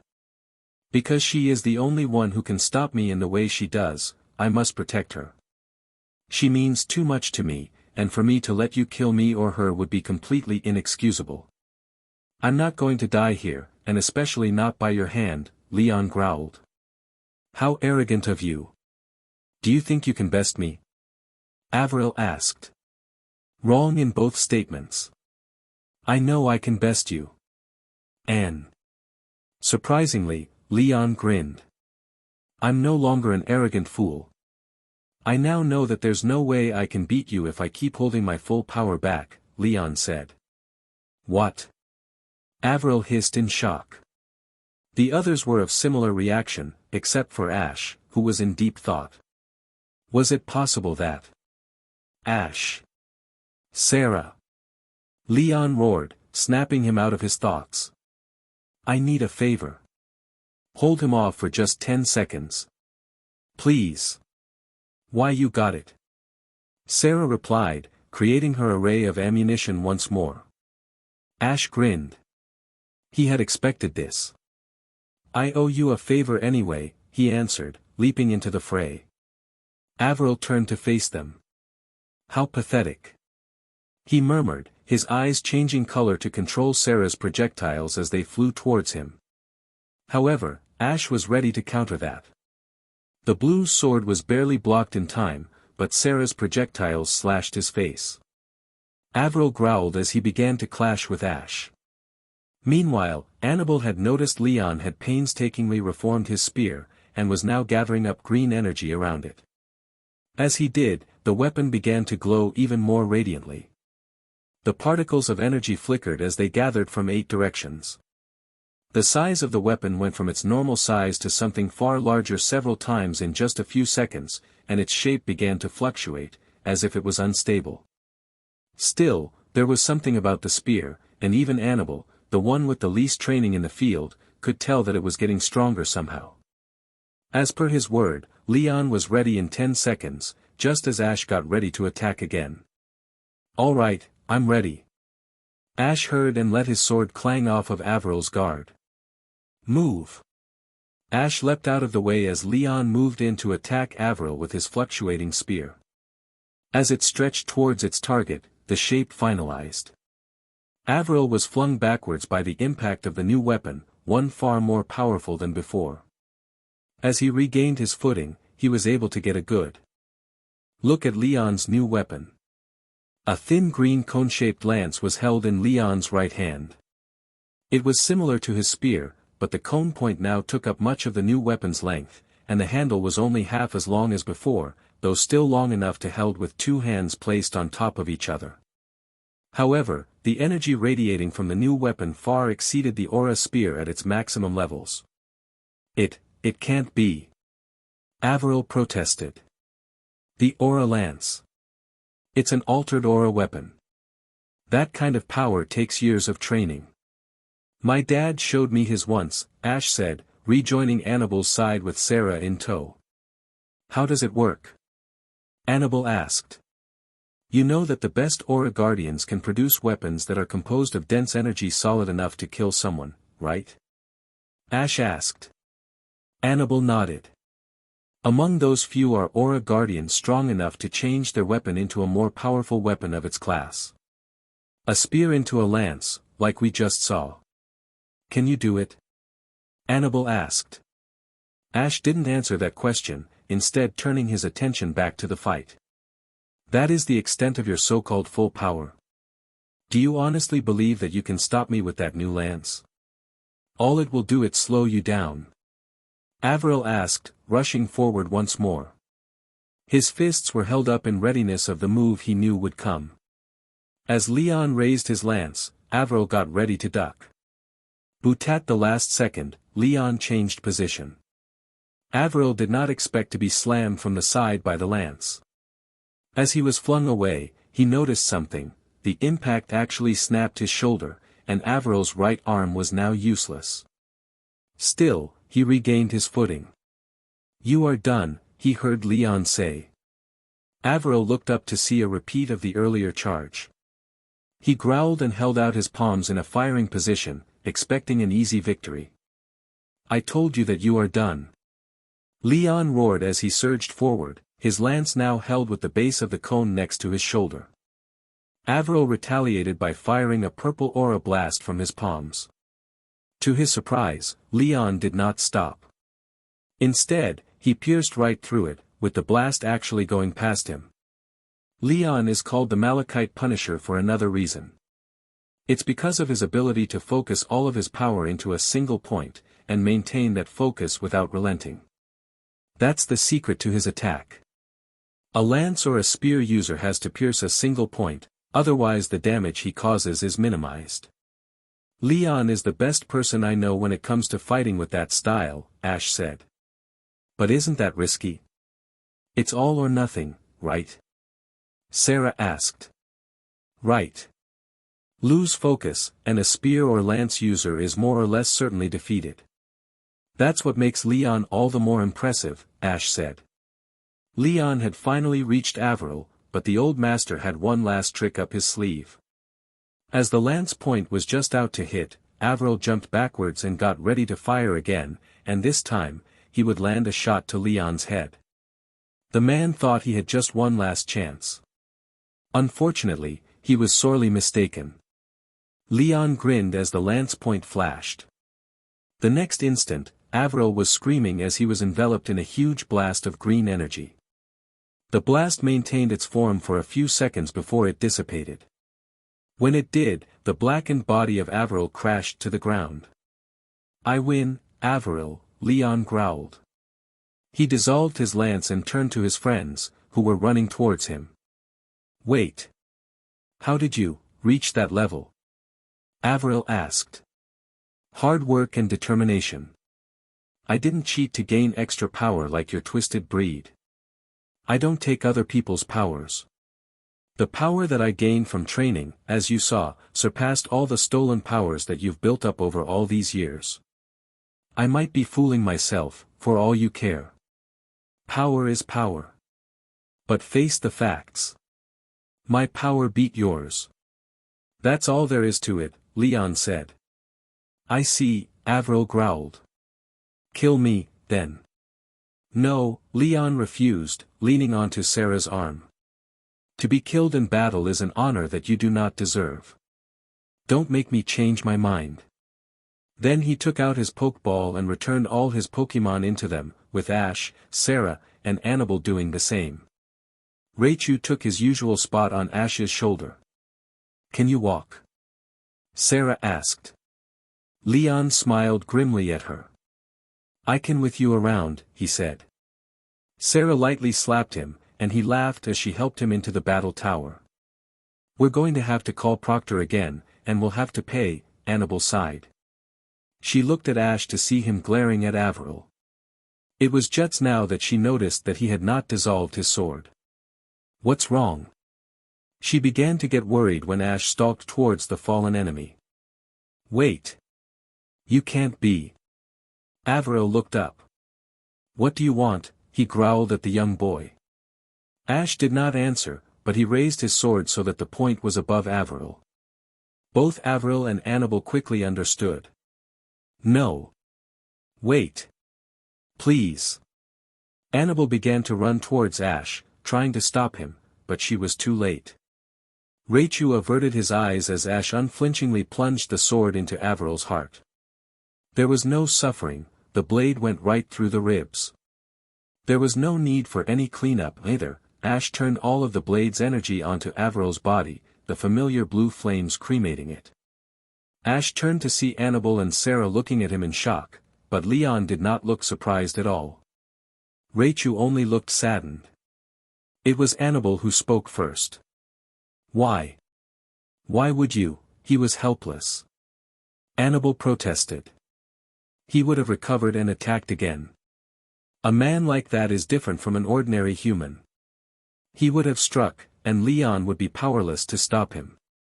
Besides, he should be grateful. I made it quick and painless, and then I cremated him. It was an honorable death for one who does not deserve it, Ash said without emotion. How could you be so cruel? He couldn't fight anymore. Why'd you have to go and kill him? Sarah pressed. Because he would have reported back. I would prefer for knowledge of Leon's new powers to be known later rather than now. That way, they won't send stronger fighters now, when you two are still in need of training, Ash said. Stronger fighters? Annabelle asked. There are those who have powers that surpass both Vigos and Avrils, and are far too powerful for us to handle. Aura Psychicarum has that kind of power, Annabelle. In my opinion, it's better to eliminate one threat and face less in the future than to face them all in the same battle. I eliminate everyone that I consider true enemies. It's who I've become, who I am, Ash said. Leon. Say something. Sarah pleaded. I thought you would do that. We've worked together too many times for me not to expect something like that, Leon said. Yeah. When one of us defeats an opponent but did not kill him, the other one of us finishes the job, Ash replied. Agreed. I won't attack you for following that unspoken creed of ours. However, I will say this. Leon's impassive face grew into a furious glare. If you ever kill an opponent that I've sworn not to kill, I will take you down, Ashvir. Ash laughed. Do as you wish. I only say that if I honor that request, you will do the same for me, Leontis, he said. I'm going for a walk. I'll be back soon, so don't wait up. He began to head into the forest. Oh, and a word of advice, he said, turning around. If you're going to threaten someone, do it when you're not on the sickbed. He turned back and raced into the forest, disappearing into the trees. I can't believe him. How could he have done something like that? Annabelle asked, crying a little. He's probably changed since you saw him last. But to me, he's the same as ever, Leon said. What do you mean? Sarah asked. For fun, the best agents of Aura Psychicarum get nicknames according to their styles, both battle and fashion-wise. It could be one of them, or a combination. Like mine, the Malachite Punisher. Do you want to know what Ash's nickname was? Leon said. What was it? Annabelle asked. The Barrel Blade Demon, Leon said. That's a wrap. Please leave a comment below that I made this generally because I was bored. After Proctor had treated Leon for shattered ribs and various cuts and bruises, and Leon had paid him a bit more than necessary for his trouble, Leon, Sarah, and Annabelle had gone to Annabelle's two-story house in the middle of the woods, for means of a more comfortable place to stay. As of this moment, they were all in Annabelle's living room drinking tea. Leon had actually poured himself half a glass of red wine from a bottle that he carried around with him, but had to give it up when Annabelle and Sarah scolded him for it. Leon. You're underage. Annabelle had exclaimed when he came in with his wine. It's non-alcoholic, and I only drink half a glass every 4 months or so, Leon had protested. It still has alcohol in it. Put it down right now and go get yourself some coffee or something. Sarah had commanded. Leon rolled his eyes. Yes, mother, he had said sarcastically, heading back into the kitchen. A minute later, he came back with a cup of Earl Grey tea. Annabelle, still a little suspicious, sniffed it to be sure that he didn't spike it. He didn't. Don't you think Ash will get lost or something? Sarah had asked.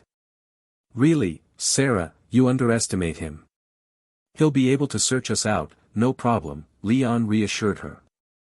Now, the girls were sitting, facing Leon.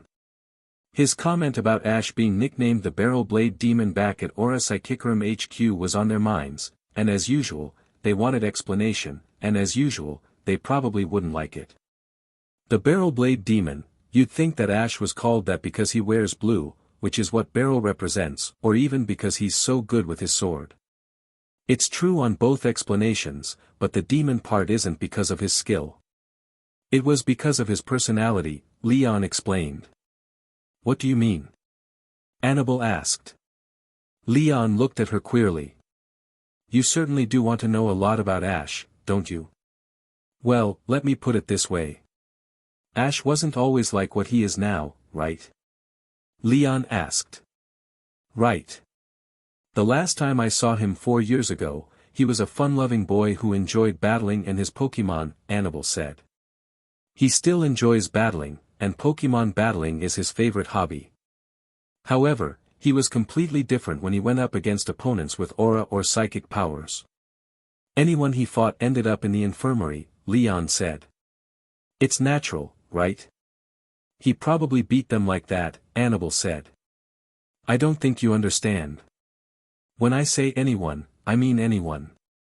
Whether they were strong, or whether they were weak, Ash put them all in the hospital. And not only that, he put them on the verge of death, Leon said. He then glared at Annabelle when her face grew shocked. Do you want to know how? It's because even when they gave up, even when they pleaded for him to stop, even when they begged for mercy, he didn't stop attacking until they had someone like me to restrain him. I was one of the few people who could deal as much damage to him as he could do to me. Just as I couldn't take him down, he couldn't stop my attacks.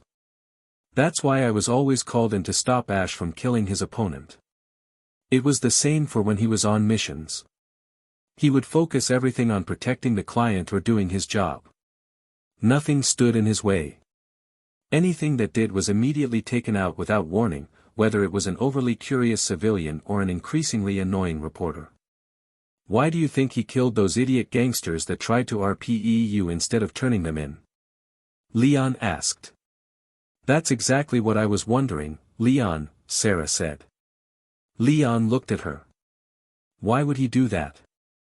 If I remember correctly, your job back then was to observe us and not get involved, right?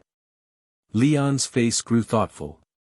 Yeah, actually, I've never really thought about it before. When Ash killed that leader with a slow torture method, I wasn't surprised at all. I mean, the brutality wasn't surprising, but the emotion was. Thinking back now, it wasn't at all like when he attacked someone in cold blood. He did it without remorse, or even anger.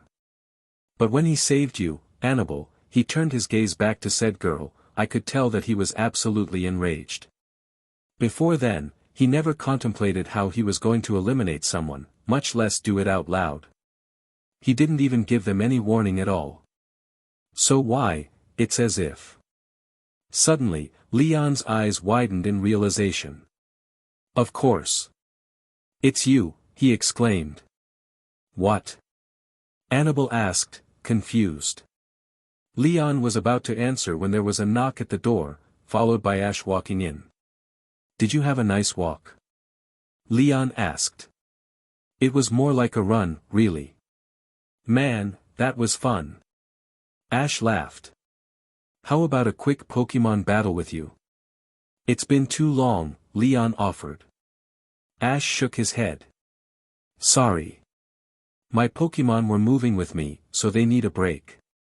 Tomorrow, perhaps, he said. By tomorrow, we'll be out of here, Leon said. What do you mean? Annabelle asked. Avril and Vigo were probably both sent by some guy from the top brass. Otherwise, some of the other agents would have shown up to help contain them. The top brass are the top brass, and ordering the lower agents not to take action is child's play for them, no matter how much those agents want to fight. As a matter of fact, there's not much doubt that right now, a good amount of Aura Guardians and Psychics are on the hunt for us, probably for a handsome bounty, Ash said. It's a plus, Leon agreed. So what do you expect us to do? Sarah asked. We will leave here tomorrow morning, and split up. Leon and I will train one of you girls each and protect you for as long as we can. We will have to travel, on the run. If we stay in one place for too long, Aura Psychicarum will hunt us down, Ash said. What about our jobs? What are we going to do about money? Annabelle asked. We both have bank accounts, each with huge sums of money. Aura Psychicarum pays very well, and it isn't powerful enough to shut the accounts down. Even if they were, many of them are honorable enough to give their opponents a fighting chance, which is why these aren't conventional villains, Leon said.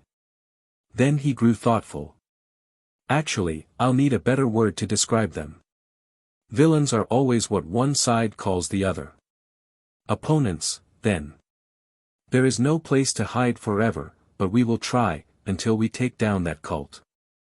We'll even destroy the organization itself if necessary. Of course, when I say we, I mean Leon and I, Ash said. What about us? Sarah asked. Our job will be complete once we finish training you to the point where you can defend yourself. We will not involve you in this war, Ash said. But it's against who knows how many enemies. Sarah exclaimed. I almost feel sorry for them, Leon joked, before stretching and heading into the guest room that Annabelle had given him. He's right. It would take a lot to take us and our Pokemon down. Of course, there are those that even we must be careful of, Ash said. He turned around and followed Leon. They are definitely hiding something, Sarah said. It's natural, I guess. But I'm worried about them. They might act tough, but somehow they still seem vulnerable at times, Annabelle said. I feel the same, Sarah agreed. I mean, seriously. They're the ones who are supposed to protect us, so why do I feel like we have to help them? Annabelle asked. Who knows? Maybe it's just one of those feelings that pass, Sarah said. Later. Ash couldn't sleep. Despite his brave words earlier, he was still very nervous. Even if he and Leon worked together, the chances of them making it out of a fight against all the agents of Aura Psychicarum were slim to none. He had no idea of the true enemy's numbers, but since the agents would probably work against Ash and Leon for the bounty on their heads, to say nothing of the reward they would receive for bringing Annabelle back, Ash could safely assume that the most, if not all, entire organization was hunting them. Ash decided to go for a stroll. It always did calm his mind. Although he was careful not to tread on the sleeping bodies of his Pokemon, whom Ash let out of their Pokeball, both Raichu and Glalie detected his movements easily, and both of them quietly but stubbornly insisted that they accompany him. Not wanting to wake up the others, Ash nodded his assent as he opened the window. As they leapt out the window, Ash detected the aura signature before he saw its owner. Late night stroll. Leon asked as Glalie closed the window. Infernape and Drapion stood at his side. Were you waiting for me here? Ash asked. More or less, Leon said. They are coming, Leon. We must separate, Ash said. The thing about separation is that it weakens your forces in an attempt to cover more ground. And if there's anything I dislike, it's weakening attack power, Leon said. You can choose to think about it that way if you want. But you know what will happen if we choose to surrender. On the other hand, they will come if we choose to resist, Ash said. Are we ready to fight them? We were only part of the force that is the fifth strongest in the organization, after all, Leon said. And there was no one in that group that could defeat either of us, and we could even defeat some of the agents in the first group. I don't know if we're ready or not, but we have to be. Annibal's life depends on it, Ash said. Be careful, Ash. There are dozens of times during wars in which certain feelings only get in the way, and most of those times end up with the person with the feelings facing a demise worse than hell. I can probably handle them, but I don't know about you. Of course, I will help you if I can, but I do it for Sarah.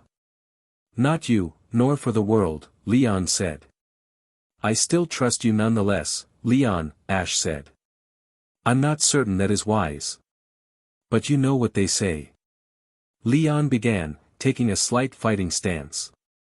When one fights another, both fighters are unmasked. Infernape and Drapion also got ready to fight. Ash tilted his head. No one says that, but I'll oblige you. Quick spar only, though. We need our rest, he said. Raichu and Glalie gained focused expressions. Not a problem, Leon said, rushing forward with Infernape and Drapion at his heels. Raichu engaged Infernape whilst Glalie attacked Drapion as Ash and Leon began to test their martial arts prowess against each other. The next morning. Okay, why are they sleeping out here? Annabelle asked as she and Sarah looked down at the sleeping Ash, Leon, Raichu, Infernape, Glalie, and Drapion. The other Pokémon were right behind them. For all we know, Ash wanted to take a walk, Leon was out here, challenged him for a spar, and, things, probably got out of hand, Sarah guessed. Ash. Leon. Wake up. Annabelle commanded. All 6 sleepers' eyes snapped open and they leapt to attention. Sir, we were totally not sleeping on the job, sir. Leon barked, saluting. Ash did the same as the Pokémon's arms were fastened rigidly to their sides, except for Glalie, who simply made himself look more rigid. What were you dreaming about? Sarah asked, with a raised eyebrow. You don't want to know. Our days under our drill instructor were total hell. Ash whimpered. Don't remind me, man. Leon complained. Anyway, we're going to pack up our things, wash up, stock up, and take our leave. We'll go together as far as Vermilion City. From there, we split up and take boats to any region we want to train in. I think I'll pay a visit to Sinnoh, Ash said. Very well. I'll go to Hoenn. You're coming with me, right? Leon asked. The question was aimed at Sarah. It goes without saying, Sarah said. Then you're with me, Annabelle, Ash said. Annabelle nodded. As Ash and Leon retrieved their Pokeball from the Pokémon that had conveniently brought them, something came up. I have a request before we go, Annabelle said. Ash and Leon returned their Pokémon to their Pokeball before Ash turned back to Annabelle. And that is, he asked. I'm not going to be like you and disappear without a word. I should least talk to my parents and the other Frontier Brains, Annabelle said. And what would we tell them? Leon asked. The truth. They deserve to know, Annabelle said. This seemed to set Ash off. Are you mad? Who in their right minds would believe the truth, he demanded. Considering how quickly we believed it, the fact that it is the truth and not some made-up story, and the fact that Scott was the one who wanted you to protect us in the first place, I'd say almost everyone we tell, Sarah deadpanned. I say we go for it. Even if they do decide to come after us, it's not like we can't fight them off or kidnap the girls from their houses, Leon said in a neutral tone of voice, as if he had no idea what he was suggesting. Were you dropped on the head as a baby or are you just that insane? Ash asked. No, he's just that insane, Sarah sighed. I gathered that, Ash said. Then he shook himself. But still. I can think of several things wrong with this. Like what? Annabelle challenged. Like, At this, Ash stopped, framed his chin with his fingers, and got a thoughtful look on his face. Well, there's. I rest my case, Annabelle said, turning around to walk into her house. Sarah followed.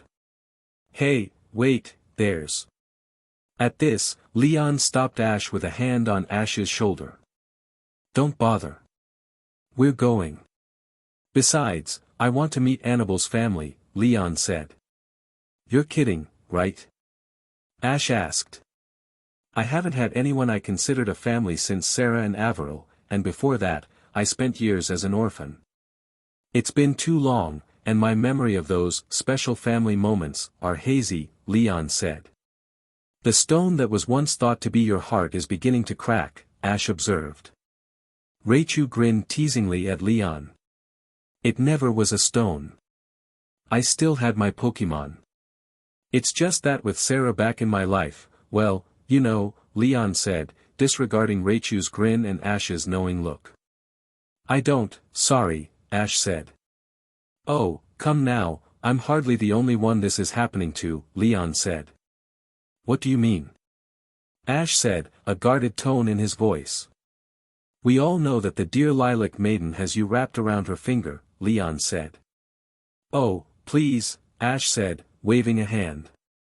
Still, both Raichu and Leon could see the subtle hint of a blush on his face. Leon laughed. I'll stop. But remember what I said last night. Even if you think she doesn't affect you now, she will in the near future. It's just the way of things, Leon said, before walking into the house. Before Ash followed, he muttered, and the BSTRD cultists want to change that way. Annabelle and Sarah stood facing their colleagues sitting in neat rows. On one side were Tucker, Greta, and Lucy. On the other were Spencer, Brandon, and Noland. Scott sat on the other end of where Annabelle and Sarah were standing. The frontier brains were scattered across the Kanto region, but they were all used to quickly reaching the main headquarters located in Viridian City. Due to the explanation that the two girls had given, the expressions on their colleagues' faces varied. Tucker had disbelieving wide eyes, Greta's eyes were even wider, Lucy's and Brandon's were impassive but still revealed some surprise, Noland had a comical expression of shock on his face, Spencer's eyes were actually open, and Scott's eyes, well, he still had his sunglasses on, so one really couldn't tell what his eyes were like at the moment, but he had a frown on his face instead of the normal cheery smile. Any questions? Annabelle asked. Nearly every hand went up. Brandon? Allow me to recap. You are a target of some giant cult that's hiding in a secret organization, and they want to sacrifice for a reason that is as of yet unknown, and all this is what was told to you by two Aura Guardians that were commissioned to protect you by Scott. Brandon asked incredulously. Yeah, pretty much. And that's why we have to leave. The organization will have time to gather if we stay in one place, Sarah said. That's preposterous. First of all, Aura Guardians don't exist anymore. And second, even if they did, how can we trust the two that were sent to protect the two of you? Brandon asked. They do exist. I've seen the agent firsthand, Scott said. The frontier brains looked at Scott in disbelief. Wait, so you did ask this Aura Psychicarum to help protect Annabelle? How'd you even know that there would be someone targeting Annabelle, anyway? Greta asked. I found a note in my bed that said so, and it also said to call Aura Psychicarum for help, so I did, Scott said.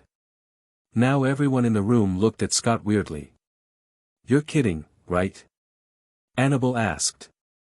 Scott shook his head. No, not really. I didn't believe it at first either, so I decided to try it out. He paused. But in the end, it was true. What makes us think that those two Aura Guardians are not causing this? This only happened after they showed up, after all, Brandon asked. I doubt that. Both of them were treated for shattered ribs, serious cuts, and other minor wounds. Why would they go so far as to hurt themselves so badly to gain our trust just to attack us later? Sarah said, showing the Frontier Brains a copy of the medical reports that Dr. Proctor gave her and Annabelle. Can we meet them? Lucy asked. What? Annabelle asked, thinking that she had heard wrong. Can we meet them? Lucy repeated. Annabelle and Sarah glanced at each other. I don't think they would like that, Sarah said. Tell them that we can't trust them unless they show themselves, Lucy suggested. Annabelle sighed. I will see what I can do, she said. She and Sarah stepped outside and closed the door. Leon and Ash were waiting outside. Well? Leon asked. They want to see you, Annabelle said. No way. Leon can go in, but not me, Ash promptly replied. They want to see both of you. We said there were two of you, so two of you have to go in, Annabelle said. They might recognize me. Ash protested. We'll tell them to keep your identity a secret, now get in there because there's no way in hell I'm facing 6 probably very intuitive Frontier Brains by myself, Leon said. No. I refuse.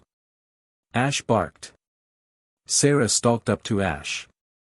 Get in there before I drag you in there, she threatened. Ash sneered. It's not like you can, he said. Leon stepped forward. But I can. In fact, I think I'll throw you in there, rate you and all, and of course, I'll pay for the potential damages. So, what will it be? Will you walk in there like a civilized man or what? He asked. Besides, I don't think you have a choice. The door's not soundproof, Annabelle said. What? Ash roared. Get in there, Leon demanded. Fine. Ash finally relented. Annabelle led the way back into the room, getting the attention of the Frontier Brains once more. These are the Aura Guardians? Spencer asked once Ash and Leon walked into the room. Why is the one in the blue trying to cover his face? Lucy asked, taking note of the way Ash was pulling the brim of his hat over his face. Wait, so you didn't hear what was said outside? Leon asked. No, Greta said, looking confused. Annabelle, I thought you said the door wasn't soundproof. Ash hissed in frustration. I lied, Annabelle said, an innocent look on her face. Leon, Sarah, and Rachel all had wicked grins on their faces. What's going on? Why is he reacting like that? Brandon asked. Come now. No matter how much he wants to hide his identity, the Rachel on his shoulder should give you all enough information, Scott said. What are you talking about? Noland asked. This is a man that was once a brash young boy who's battled and beaten every single one of you, save Sarah. A boy who turned down the offer to become a Frontier Brain in return for more travel. And now he's back, probably way more powerful than before, Scott said. Scott, your riddles were never any good. Elaborate, Tucker said. No, please don't elaborate, Ash pleaded. He was silenced by Leon's shiftry putting one of its fans over Ash's mouth. Noland lost to Charizard. Greta lost to Snorlax and Grovyle. Tucker lost to Swellow and Corphish. Lucy lost to Donphan and Pikachu. Spencer lost to Heracross, Swellow, and Sceptile. Annabelle, well, you probably don't need reminding. And finally, Brandon lost to Charizard, Bulbasaur, Squirtle, and Pikachu. Ring any bells? Scott asked. All the Frontier Brains were now beginning to get it. Wait. That's... Brandon started. Leon sighed in frustration. Oh, for the love of, Shiftry, blow the hat off, he commanded. Shiftry waved its fan, blowing Ash's hat off as Leon put his hand into Ash's hair, giving Leon a good enough grip on Ash's head to reveal his face by holding his head up. Frontier Brains, allow me to reintroduce you to Ashvir Nova Ketchum, whom you know as merely, Ash Ketchum. Leon. Ash growled. Leon grinned at him. Ash, could it be? Lucy asked. You've been missing for 4 years, boy. Where and how have you been? Spencer asked. Here and there, Ash said, clearly uncomfortable with the situation. Annabelle stepped in. Ash didn't want to reveal his identity because of a reason I don't know. Can we trust you to keep it a secret? She asked. Why? Has he done things against the law? Tucker asked. Haven't we all? Leon asked. You still haven't introduced yourself, Sarah said. Oh, right. My name is Leontis Firesect. Call me Leon, Leon said, bowing. Is what Annabelle says true? Brandon asked. Can I trust you? Ash asked. You have our word that we will not tell anyone that we ever saw you, Scott said. Ash glared at all of them searchingly before finally nodding. Very well. Yes, Brandon. If I can trust your word, then you can trust mine. We cannot linger in one place. There are powerful people ready to kill her, and probably Leon and I in the process. We will merely train her and Sarah on the run enough so that they can protect themselves before we move on, he said. Yeah, so can Sarah and I have leaves of absence? Annabelle asked. Can we trust you? Lucy asked. That all depends on you. Our contract with Scott was terminated when Aura Psychicarum started sending homicidal maniacs to kill us. In other words, we're doing this out of our own will for Annabelle and Sarah's sakes. Ash said. Leon nodded, all traces of humor gone from his face. Very well, Scott said. A few of the Frontier Brains looked at him in surprise. But you've got to promise me that you will watch over her, Ash. Ash bowed. I'm an Aura Guardian. When it comes to protecting people, there's no one better than me. But I promise that I will do everything I can to protect her, he said. Good, then. This meeting is over. We will tell any future challengers that the Battle Tower Brains are on a long vacation or something, Scott said. Later. That was easier than I expected, Leon said when they were back at the Battle Tower. Yeah. Ash made it sound like he would rather have died than have his identity revealed in front of them, Sarah teased. I'd rather not talk about it, Ash growled, before turning to Annabelle. Annabelle, where does your family live? My mom can tell everyone else, and she lives in a critique city, Annabelle said. Ash sighed in relief. Oh, good, not a especially large place. I should be able to get by without being recognized, he said. You do know that Annabelle might have to reveal your identity if her family asks? Leon asked. I'll try to avoid that situation, but in return, you have to go in with me from the first, Annabelle said when Ash looked at her. Fine, Ash said reluctantly, releasing Charizard. Leon released Aerodactyl and Sarah released Togekiss. As Annabelle did not have a flying type, Ash allowed her to ride on Charizard, who, at the moment, was exchanging heated glares with Aerodactyl. Charizard, Aerodactyl, quit it, both of you. Charizard, take us to a critique city. The two of you follow. Ash ordered. Leon and Sarah nodded as they mounted up. However, as soon as they took and gained a steady level, Leon spoke up. All right, no time like the present, he said, tapping Aerodactyl twice. Aerodactyl screeched and flipped over, letting Leon let go and fall. Leon! Sarah cried, then watched in wonder as Leon spread his arms as he fell, whooping. He actually spun once in midair, streamlining his body, before Aerodactyl flew under him again to catch him again. Then, Aerodactyl let Leon fall again, and once more, Sarah's heart jumped in awe and fear as Leon flipped twice before catching a grip on Aerodactyl's back as the Pokémon made a steep dive and rose back to the other's altitude. Ah, that was fun, Leon laughed. Leon. You scared me half to death. You're still injured, you know. Sarah scolded. Leon actually looked embarrassed. Oh, right. Sorry, he said. Sarah sighed, and then smiled. That aside, that was amazing, Leon. How'd you do it? She asked. Years of training, an amazing amount of courage, and a certain trust. In Aerodactyl. Then again, maybe I shouldn't have done that. Like you said, my ribs are still healing, Leon said. You truly are an idiot, Leon, Ash called. Like you're one to talk, Leon retorted.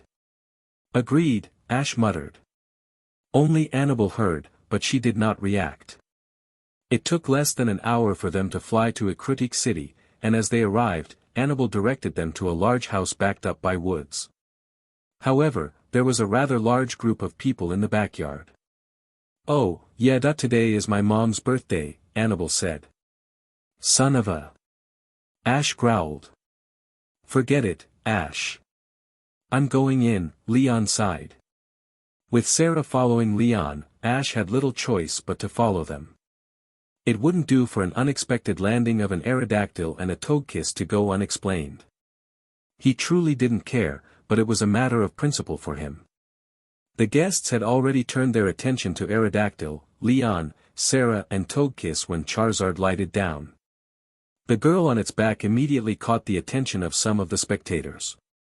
Annabelle, an older purple-haired woman cried. Hi, Mom. Annabelle called. Your mother is Hall Matron Argenta from the other battle frontier. Leon exclaimed. Ah, it's good be recognized, Argenta sighed as Annabelle and Ash dismounted. Galade, use Psycho Cut on that boy. Raichu quickly reacted to a wave of blue energy fired from a Galade a few feet away with a jump and a thunderbolt. The command was given by a man in his mid-twenties with glasses, bluish, almost violet, hair, and a magenta suit. Ash's eyes widened upon seeing him. Elite Four Lucian, he breathed. Then, Raichu tapped his shoulder, and when Ash looked, the rodent pointed at another violet-haired, magenta-suited man, but this one wore a black mask. Elite Four will, too. They're my older brothers, Annabelle explained, before glaring at Lucian. Lucian, what are you doing? Stay away from that boy. He looks suspicious. Lucian ordered, before telling his Galade to fire off another Psycho Cut. Once more, it was deflected by Raichu's thunderbolt. Lucian. We're not even dating.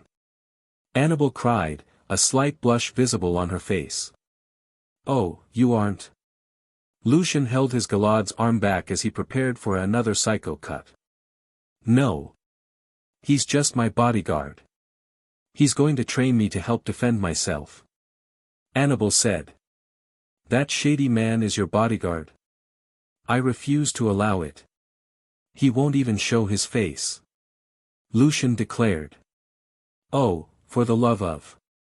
Ash threw his hat off, revealing a very familiar face to two other guests. It's Ash Ketchum, a short violet-haired boy in green clothes and holding a net exclaimed, stepping forward. Ash. What are you doing here? A woman also with violet hair and dressed like a pilot asked. Bugsy and Winona. How many other famous relatives of yours can I expect? Ash asked Annabelle. Only the ones introduced thus far, Annabelle said. Ash sighed in relief. I think you have a lot of explaining to do, Annabelle. To all of us, Will said. Later. So that's how it is, Annabelle said. The reactions of her family very much mirrored those of the Frontier Brains, only the amount of reactions was multiplied by 3. The new reaction was a death glare from Lucian aimed at Ash, which Ash easily picked up on. As such, he stepped forward to address any concerns that the guests could have. I won't ask you to trust me for myself. I'm asking you to trust me for her sake. Oh, And I ask you to keep my appearance today a secret from the public, Ash said. Why? Are you a criminal pretending to be by my sister's side, only to stab her in the back? Lucian challenged. Argenta whacked him on the head with a spoon. Annabelle opened her mouth to answer, but Ash took the challenge. I've been considered missing for 4 years. Don't you think that if I was a criminal, you would have heard of me by now? Ash asked. Then why, Ash? Your friends May and Max miss you, as well as the hundreds of other people that you've met. I know as much from when Max battled me, Winona said. Everyone turned their gazes to Ash, including that of Leon, Sarah, and Annabelle. With so many eyes on him, Ash was pressured to answer, and finally gave in to the question that so many had asked him. After I blew the Sinnoh League, I spent a good amount of time feeling sorry for myself.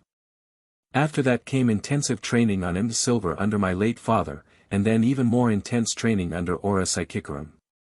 I realize now that leaving without a word was foolish, idiotic, and even ridiculous. I completely forgot that just because I've been unable to become a league champion doesn't mean I'm a bad trainer. Even so, by then, I had become too separated from society, too detached, to return immediately. Thanks to Annabelle's unintentional efforts, I am slowly returning to a society that may be ready to welcome me back, but in my current state, there's no way in hell I'm ready to welcome the restrictions of society back into the recently unrestrained life that I've been enjoying, Ash said. I can see where he's coming from, Leon said, stepping forward. The life that we freelancer agents live is truly free, one in which we can do what we want.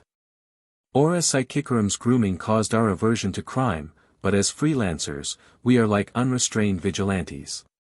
There are those who look down on us, the high-class fools who cannot even begin to imagine the benefits that the freedom of such a wild life gives, and they only see the negatives. We agree that without the bit of order that society provides, the world would be chaos.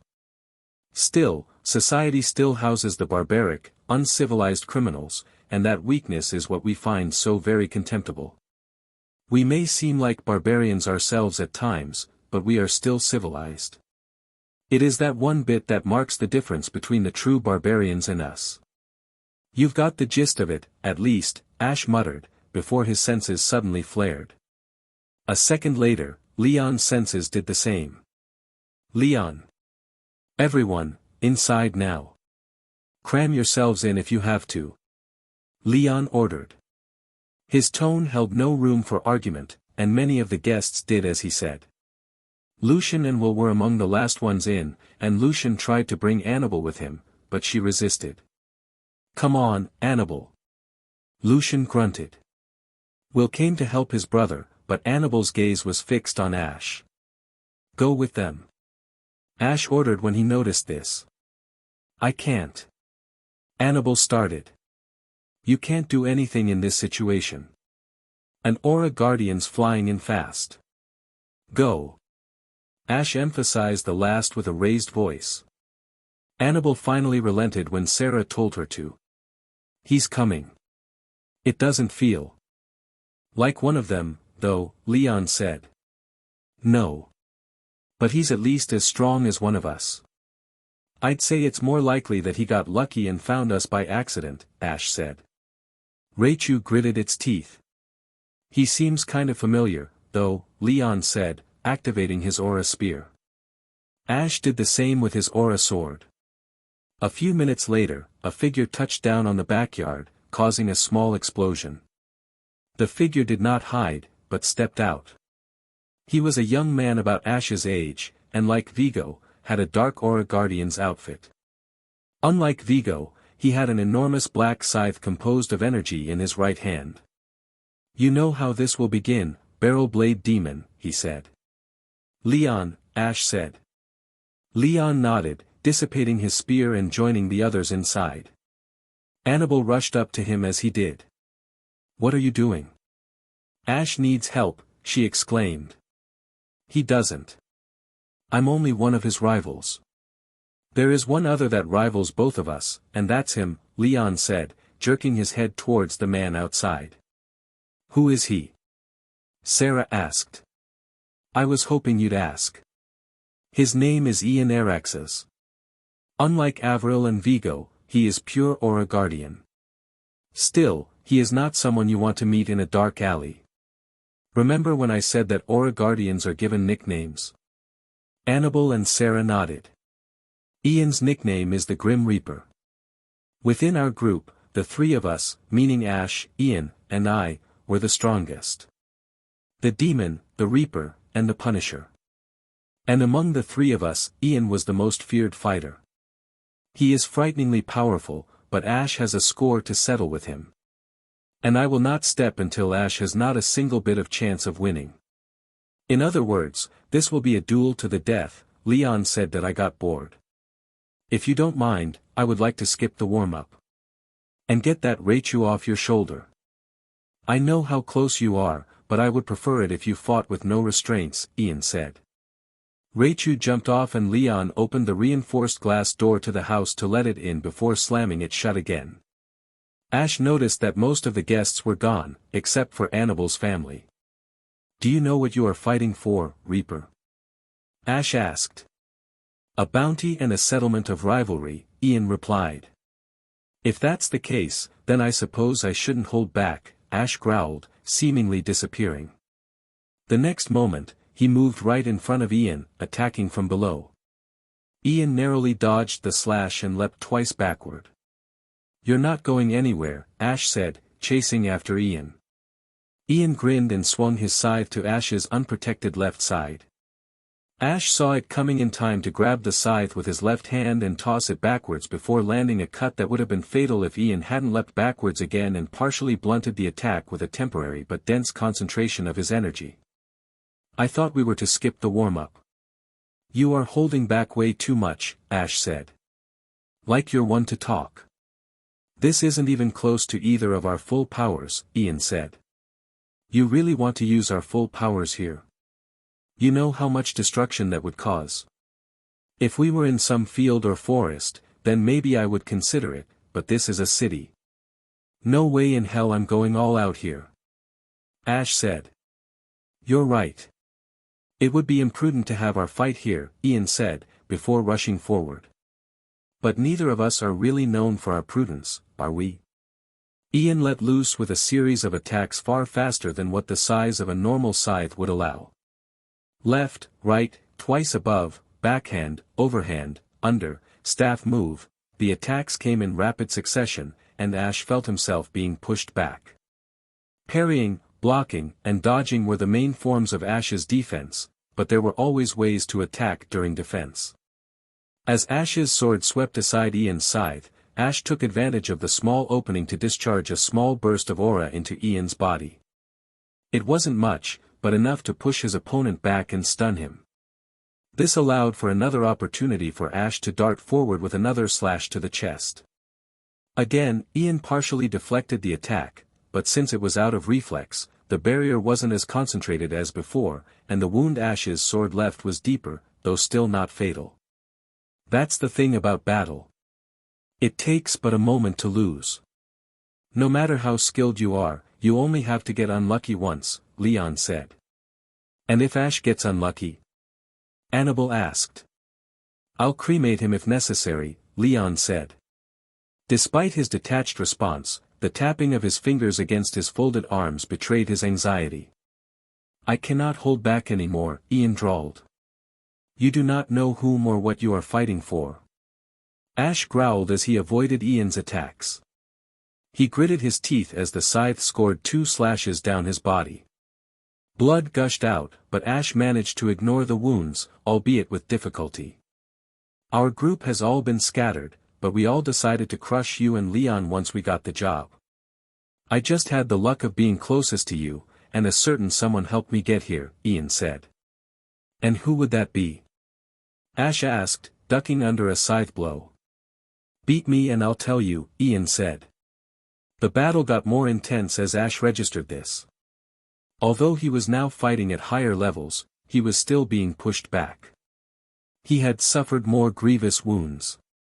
Aside from the cuts on his chest, there were of course various cuts and bruises not only from this fight, but also old scars from Vigo and Avril.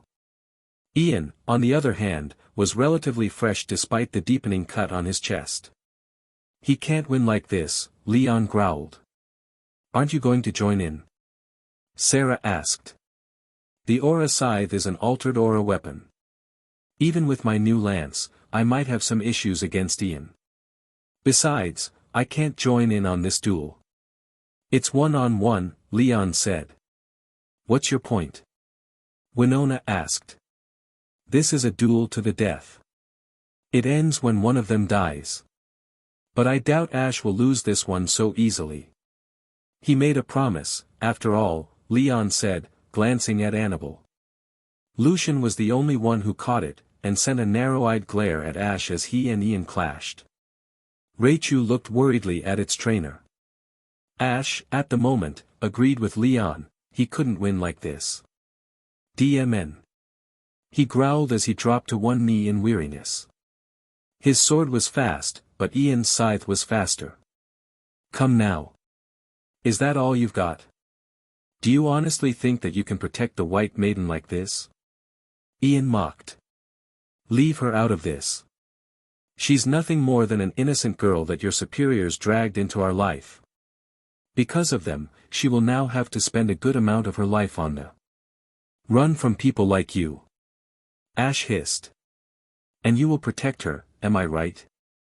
The Azure Knight, to think that the brass believe that a man like you could be a knight. Ian sighed. Ash gave a short chuckle.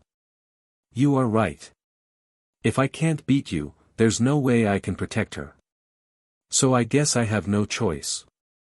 With that, he discharged a certain amount of aura into the dirt, throwing up a cloud of dust. A smoke bomb. Did you honestly believe that would work with someone like me? Ian roared, racing through the cloud and swinging his scythe in a wide arc where Ash had been seen last. To Ian's surprise, he missed completely. All his scythe swinging did was blow away the cloud of dust. Ash was nowhere to be seen. Ian quickly expanded his senses, but to his surprise, he did not sense Ash. For that matter, neither did Leon. Where did you go? Ian roared. Did he run away? Will asked. A coward to the end, Lucian growled. No. Everyone was taken aback at Annabelle's sudden and violent outburst. Even Leon looked at her with wide eyes. Ash wouldn't run away like some coward. He's an Aura Guardian. And he promised me that. Just then, Leon suddenly picked something up. Wait. Everyone turned his or her attention to him.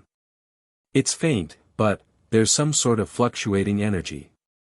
It's almost as if. He let in a sharp intake of breath in realization, and Annabelle's eyes widened. Outside, Ian sensed it, too, and his reaction was much the same as Leon's, only his was in slight fear. A second later, the fluctuating energy began to grow more obvious, and it was closing in fast. Ash burst out of the trees, one hand gathering in energy from 8 directions as Leon's had against Avril, and the other behind his back. He rushed forward with surprising speed despite his wounds. So you could still move that fast, huh? Ian hissed as he moved to counter Ash's attack. The scythe flashed as it hurled towards Ash. Ash quickly reacted, knocking the scythe upwards with a blue sword formed from the energy. Ian used the momentum to launch himself into the air above Ash. Unfortunately for him, he didn't notice Ash's smile. Everyone looked on with wide eyes as Ash revealed what was in his other hand by slashing upwards with it as Ian was above him. Ian had a concentrated shield of energy as a precaution, but this time, Ash's sword completely cut through it, reaching Ian's chest and tearing a rend down the length of his chest. Ian landed roughly on his back, but despite the cross of blood on his chest, he still struggled to his feet. Aura, twin swords, he rasped as he took in Ash's new weapon. Both swords were blue, but each one exuded a power beyond that of Ash's old sword, and they were both longer. That's right. My altered aura weapon, Ash said. He rushed forward and attacked viciously, fighting with a ferocity and proficiency that was not possible for someone that just gained a new weapon after training with another for years. How long have you had this? Ian demanded. For a long time. I'm surprised none of you had noticed, Ash said. He then attacked in earnest, and Ian, despite his scythe's speed, found himself ill-matched against the speed of Ash's swords. And it seemed that Ash was only growing faster despite his wounds. Before long, Ash literally destroyed Ian's scythe. It's over, Ash said.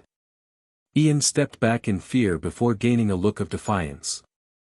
It's not over until I die, he declared, rushing forward, his hands charged up with aura in preparation to attack. Ash ducked under one palm strike of aura and kneed Ian in the stomach before moving both swords into Ian's body from above as Ian doubled over. Ian looked down in shock at the blades protruding out of his stomach and arms like thorns. He couldn't move. His arms were run through, and Ian felt it. Once Ash removed the blades, Ian knew that he would die from shock and sudden blood loss. He braced himself for the pain that he knew would come. Unfortunately, he was prepared for a fountain of blood, not a cremation. Ian screamed for a second as he felt a sudden, searing hot pain throughout his entire body before everything went black for him. Ash had discharged all the energy of his swords into Ian, burning him to a husk just as he did with the lead RPST and Avril. I guess that's that, Ash growled as Ian fell, bathed in blue flames. A killer to the very end, Ian rasped mockingly in an alien voice with only the slightest hints of what it used to be. Who sent you here? Ash asked as the guests stepped out of the house and Leon, Annabelle, Sarah, and Rachel gathered around him to hear. The others stayed back out of respect and a little fear. Ian breathed raspingly, his last inhale before his last word. Sloth, he gurgled before finally falling to ashes. Once he did, the flames disappeared. That was unusual, Argenta said. Even Lucian looked subdued. Sloth. Ash muttered. I never expected, for them, to. Leon couldn't finish. Both of them looked shaken, scared, even. What's wrong with you two? Who's Sloth? Annabelle asked. He is one of the 7 sins, the most powerful operatives of Aura Psychicarum. An elite group of Aura Guardians and Psychics that have no peers but Easton, Aura Psychicarum's boss. The 7 of them alone can probably take on the entire remaining mass of the agents of Aura Psychicarum, Ash said. Sloth, gluttony, greed, lust, envy, wrath, and pride. That's the order from the weakest to the strongest. Of course, I say this with speculation and rumors. Wrath and pride have never been seen in public, Leon said. So what can we do? Annabelle asked. Annabelle, you are not going with them. They are dangerous. Lucian ordered. Sarah glared at Lucian. And what do you expect her to do? Stay here. That will make all of you targets, she said. You cannot protect her. Look at you. You're scared of these 7 sins. Frightened, even. Lucian growled. You're right. I am scared of them. Anyone who knows what they are capable of would be a fool to not be afraid of them. But I will protect your sister. Even if it means losing my life, Ash growled, before stiffening and suddenly sinking to his knees. Rachel instantly moved to help its trainer. Annabelle looked at Ash, shocked. Ash, you, she exclaimed, noticing the way he held his wounds. I'll be fine, given a good amount of rest. Aura Guardians, heal quickly, Ash growled. Ash, we need help for this. The Reaper is gone. Only 2 others remain. Out of all of our options, we have to rely on them, Leon said. Yeah. We have to find Victor and Marissa, Ash said. Who are they? Sarah asked. She never got an answer from Ash, he had lost consciousness. Ash. Annabelle tried to support him, but he was a dead weight. Can we use your house to rest him? Leon asked, taking hold of Ash's arm.